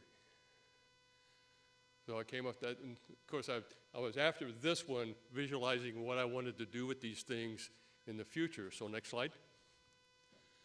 So what now? This is really cool. Let's get exciting. More equipment. I need more equipment. I still only have one scope, but I'm going to look one. Next slide. This is what I do. This is why I got into this hobby. This stump came from New Mexico, along a riverbed that was dried up. The ground is the ceiling of Natural Bridge Cavern. They let me spend 2 hours down there photographing with a guide their caverns without guests. Little robot, I added him. The mountainside is another picture from, I forget where. Next slide. Take a model I shot in my studio at a forest lumber road from Maine that I shot in the daytime. Throw the wizard in there and you've got that. Next slide. Where have you seen the galaxies with the moon? You know, I'm not a scientist, I'm a photographer. They're not real. Next one. How about that one? Patrolling the riverbed in your domain with spiral galaxy in the background. Next slide. This is my travel agent that I've known for several decades. She just got engaged to her, this new guy 5 years after her first husband passed away. They wanted a special, unique, one-of-a-kind engagement picture. This is their engagement picture. Next slide. This one I want to finish with because it's a Rosette Nebula that I took and I posted, and I got comments. This is not what it looks like. Where's this gas and this gas? And it's not showing that gas. I'm not a scientist. I like the picture. And it reminded me of something that happened to me when I was a kid. We're educating the next generation. We're out there trying to grow the club, which is what I'm for and what I'm about. So when we're talking to these people, guide them. Hey, you know, what if you added this, or what if you added that? How'd you get this? Don't tell them, that's wrong. You did that wrong. Gases aren't showing. This isn't happening. 4th grade, I went into a music class, joined a ministry, and the teacher called me. She says, how many wants to try out for the chorus? And I raised my hand. So everybody left. She called me up to her desk. She said, you don't need to try out. You'll never get on the chorus. You can't sing. Did that, to this day, I don't sing. I don't join in. But it wasn't because of that. I really can't sing. So I don't. But remember, guidance, not criticism, gets us a long way in this profession and all others. Also, I was an officer with the Corvette Club, Dallas National Corvette Club, which had 1,200 members when I was there. So I have a little experience. I think that's it. Did I do any more? Yep, that's it. Thank y'all. Don't change your mind. Oh, no, leave it off. Okay, so I think it's appropriate that we vote on the vice president position right now. So all members can vote by raising your hand for Sam. Can I I'd like to make a motion. And I'd what's, like to make a motion, but just by acclamation, we vote for all of the non-contested guys for the board. so we have a motion. Do we have a second? Second. We do have a second, so let's vote on the motion. So all those favoring the motion, raise your hands. All those opposed? Carried. Very good, thank you. Yeah, do you want to explain the director? Okay, yeah, so we have three people running for the 2 board positions. So we're going to have everybody vote twice. So we'll say, everybody raise your hand for Peter. We'll count that. Everybody raise your hand for Chris. Count that. Everybody raise your hand for Jim. So you get to vote twice. So keep them up, and then we count online as well. And we'll the top 2 vote getters take the 2 positions. Okay, so for Peter, for all those in favor of Peter being a director, raise your hand. 1, 2, 3, 4, 5, 6, 7, 8, 9, 10, 11, 12, 13, 14, 15, 16, 17, 18. Very good. And do you have that? 18? 18. Oh, online we have a 19. Any more? 8 plus 1. Sorry. And only vote twice.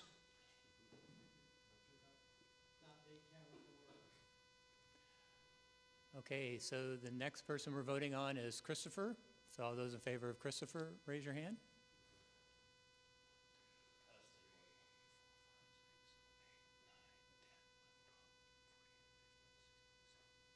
$17. 17. 17 plus 1. Okay. And Robin, you got that one too as well? All right.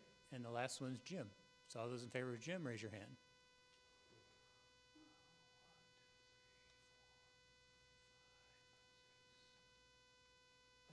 8 plus 2.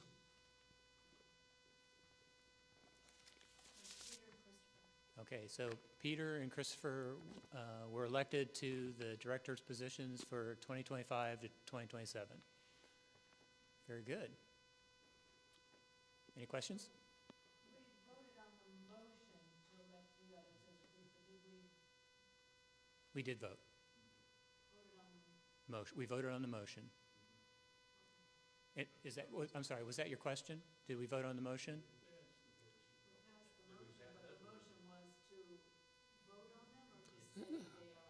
No, they voted to elect the slate, the uncontested slate, so. Okay. So this year, let's go to the next slide. So we're going to have an installation ceremony. So ladies and gentlemen, I'd like to introduce Cy Simonson. He's an outgoing director from the board, and he's going to do the installation ceremony. All right, will the secretary please call the names of the newly elected officers and board members, and will they please come forward? You want me to call them out? That's the direction. I told you were on tonight.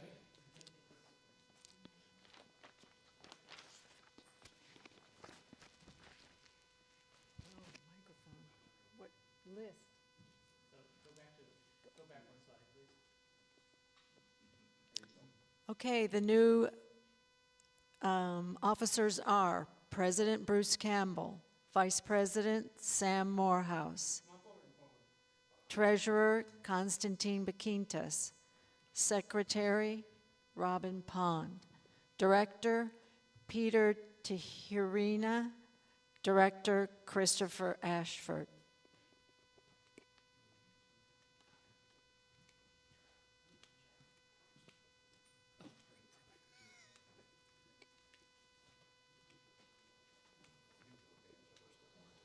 All right. Officers-elect and directors-elect. The members of the Fort Worth Astronomical Society have shown confidence in your abilities by electing you to your respective offices. And I'll ask each of you, do you accept the office to which you've been elected? I do. All right. All right, please raise your right hand. Repeat after me. Okay, I can't read with my glasses on. I accept the office to which I've been elected. I will perform the duties of that office to the best of my ability and will in all my actions strive for the good of the Fort Worth Astronomical Society. I will uphold and enforce the club's bylaws and promote the purposes of the Fort Worth Astronomical Society. All of this I now affirm in the presence of the members assembled here. Please lower your hands. All right, officers-elect and directors-elect, I now install you into each of you into the office to which you were elected and charge you to be faithful and diligent in discharging your responsibilities. Ladies and gentlemen, the elected officers and directors of the chapter have been duly installed for the next term, beginning July 1. Please join me in a round of applause.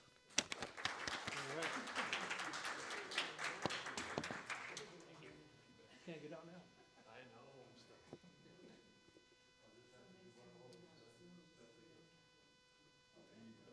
And so in golf, they have, I think it's Friday is moving day.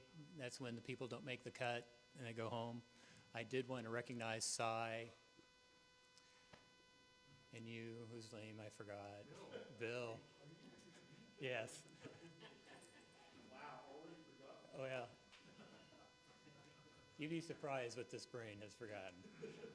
But I wanted to thank you for your 2 years of service on the board. More than 2, it's almost 3. Oh, for, Well, I only took this job because I was assured that he would continue with the What's in the Sky program. Oh, yeah, yeah. And I'm gonna hook you up with the whole vice president thing. Yeah. Almost 3. Yep, very good. So they were instrumental in serving the board, and they did a great job. I appreciated their input and doing the meetings. Fabulous job, and Cy giving us the legal advice that was spot on. So it was very good. A round of applause. That'd be great. Right, quick bylaws update. Do we have the next slide? Hopefully. All right, so we've gone through, done a lot of revisions on the bylaws. I'm just kind of give you the proposed timeline.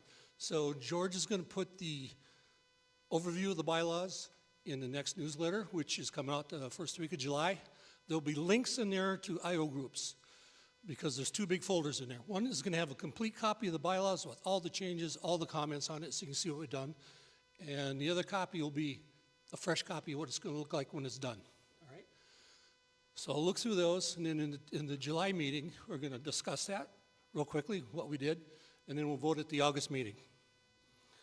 And then we'll post them shortly thereafter, and we'll have a new set of bylaws. But we'll explain it a little bit more. Just take a look at them in the newsletter, and you get a great overview of what we did. Questions on that? All right, thank you. Okay, other business. Next slide. Guess there was none, so I guess, I'm sorry. Back to other business, you don't have to go back. I didn't give you a chance to bring up any business. Is there any other business besides leaving? Okay, so good. So let's move on to announcements. So this is something new. FWAS needs you. It turns out that we have a number of small jobs that need to be completed, and we're looking for initially someone to service and repair some scopes that are currently out of service. There are a couple of 12-inch Dobbs made by Meade. What we really need, and I didn't say this, is kind of look at the Dobbs, see what needs to be happen.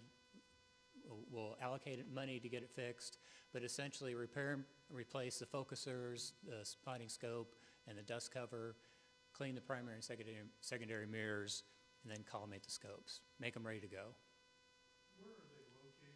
Currently, they're in the 40-foot container at Rising Star. Matter of fact, most of our equipment is out at Rising Star. So for those people that, they've been out of service for a number of years. And so if we're going to make sure that they work and have them ready, available to our members, either for checking out or for use out at Rising Star, we need to get them up and running. So if you have the expertise and you've got some time, I'll be more than happy to make arrangements to pick them up. And I lied. These scopes are not at Rising Star. They're at John Dow's house. But I will get them from John. Right. Any questions? We're going to be doing this through emails, and you'll see the same logo. I had nothing to do with the logo, although that is my image. Thank you, Cy. Thank you, Cy. And so the next president will have that same honor, I'm sure. Let's go to the next slide. Well, it's an open source picture, so we're good. Right. So Patrick, are you here? Come on down. If not, we'll just have to run through these upcoming outreach events. Is Patrick online? No? So you've seen some email traffic about the upcoming events.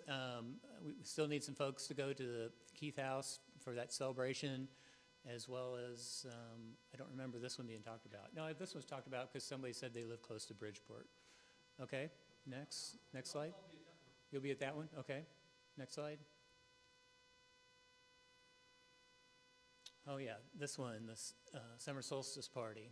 There's been some email traffic on this, but if you're available to work on this one as well as the other two, reach out to Patrick for information. Tandy Hills, John?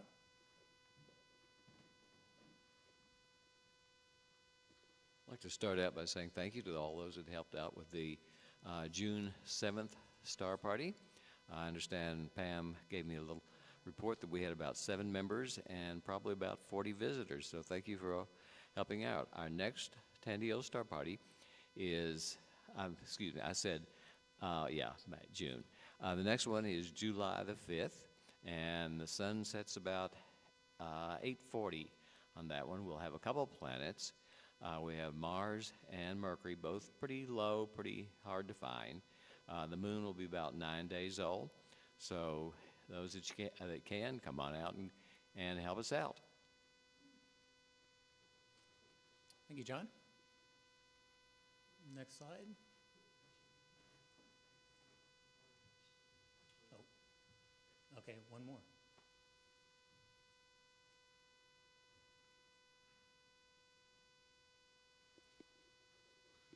All right, we've been doing the young astronomers at the YMCA in Bedford, but we've had an issue. They're charging us to use the room and they're wanting some minimum time, so we're working through a contract on that yet, and we haven't got that figured out. We're still working through some terms on that. So we're probably going to postpone young astronomers till this fall. It'll give us time to work through that issue, because they're trying to get us like, oh, you need 7 days notice to cancel. Like, I don't know the weather the day before. So we're working through some of that stuff. So we'll let you know when we get back into that.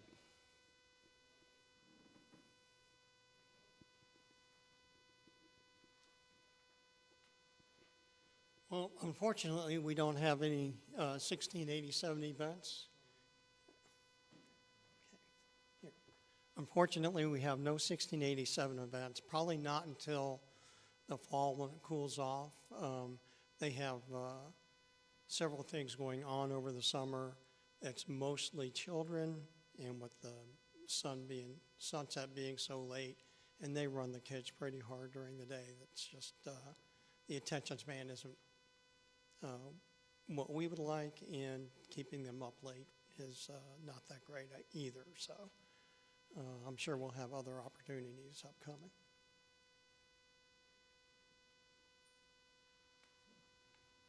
Thank you. Thank you, Bob. I participated in the last 1687 event, had a great time. So just as a plug for the volunteering for the next one that comes up. In terms of the outreach with the Cross Plains Public Library, we're scheduling a solar observing event during the daytime on July 19th. And then we're going to move inside and do a presentation on the upcoming Perseids meteor shower. It's really a repeat of the presentation I gave 2 years ago to y'all. I'm going to downsize it a little bit and tell them what to expect when they go out to watch it. And hopefully we'll have a meteor storm like Scott experienced back in the 1960s. So next slide.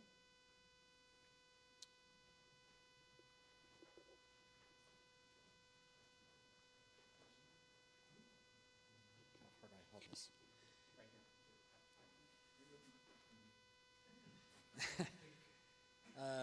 It looks like we've cleared 12 miles of trails, 128 brush piles, The park's probably going to open up in 2026 now, because they're still doing a lot of construction.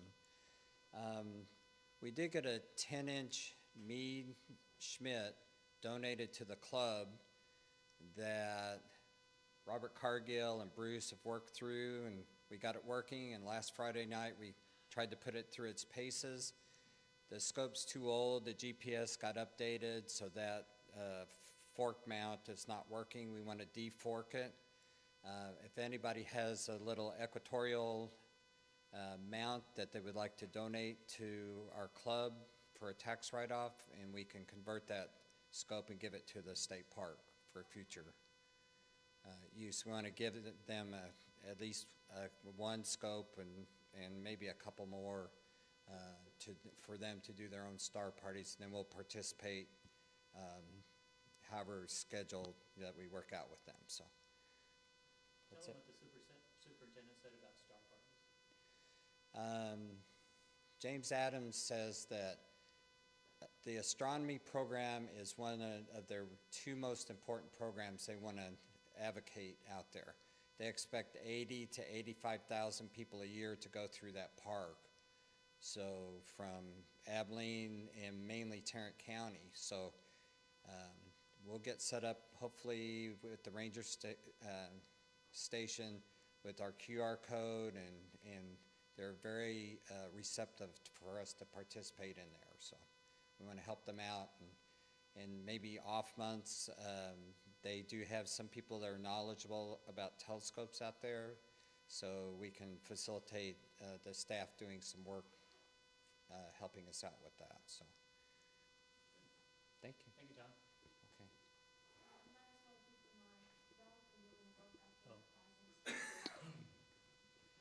Okay. Rising Star. The OMG group spent about 10 hours in the cargo container yesterday. We added Sam Morehouse and Ted Smith to Charlie, Bruce, and I. We now have a wall between the two sleeping quarters. We fabricated two 34-inch doors that open up. We still have 1 day's worth of work to finish out the wall, but it's going to be, it's great. It'll be open all the time for ventilation. When we close it, we got deadbolts on the wall, or the doors, the wall. Every slit opening where the door is flanged for privacy. We're going to make it safe for the female members of the club if they want to sleep out there. So we're going to try to get all that done probably next week. But things came together quite well. Thank you for Sam and Ted. They brought a lot of skill sets to it, and it was a beast yesterday. But we kept poking each other. Are you well done yet? Are you well done yet? Thank you. One other note, we left the 40-foot container in a mess. We thought we were going to go back out on this Thursday to finish. That didn't happen, so when I go out this weekend, I'll make sure that it's usable. We have materials where they shouldn't be, because we thought we would be out there shortly, but it turns out instead of 3 days later, it was 10 days later. Next, is George online? Can you tell?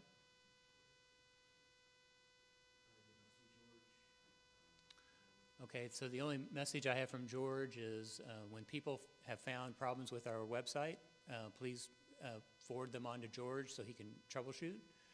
We had some very good input come in this past week or last week, and a group of us got together and knocked it out and resolved that issue. So if you find a problem, please report it.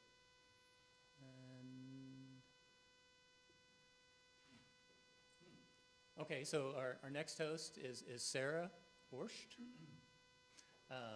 Atmospheres on other planets and moons. So I studied atmospheric science in college, so this is going to be right up my alley, I'm thinking, or I'm going to be very rusty. So I'm kind of curious to see where this goes. I think she puts a bit of a focus on Titan. So. Ooh. And the social house is always on the agenda. but I think we have an encore presentation. I think that's what this is about. Do you have something on? Okay. Yeah, I'll go quickly. Just an update on what's going on at the Noble. If you ever want to know what the weather is, you can go to rsoaweather.fortworthastro.com, and that's our weather station. Updates every 20 seconds. It's pretty cool. If you scroll down, if you want to see what the cloud cover, we have that. And if you scroll down, it's not the greatest website, but it's got a lot of really good information. And then if you scroll further down, yeah, this is really cool. And this is a McCatherine special where you can see the lightning bursts. That's pretty cool. So automation on the Noble Dome is moving right along. The weather station's been installed. We have been doing a lot of use case testing using the McCatherine Observatory. So when we run sequences now, we have a very specialized sequence that we're going to use in the Noble. And when we have a sequence going and it detects that the weather conditions are not safe, the scope can move way the heck over here. It automatically parks. The dome closes. And it sits and waits for it to be notified that the weather is safe for a period of time, and then just go back and resumes where it was. It is really cool. I'm stoked. I mean, it's really cool. I'm really excited. So the next dome equipment for that part of the automation has been ordered. They are not the most communicative people on the planet. So when they let us know when the equipment is shipped, I'm going to put an email out, and I'm going to need some help on a Saturday to get that work completed. We're doing as much work as we can now so that the last thing we have to do is put the rotation gear in and the new shutter in and then synchronize it with the mount, and we're ready to go. So if you're interested to see the dome in action, the 28th of June, we're going to have a Hopping with the Stars event with Brandon Hamill, Danny Arthur, Patrick McMahon, and I know I'm forgetting somebody. Anyway, pardon?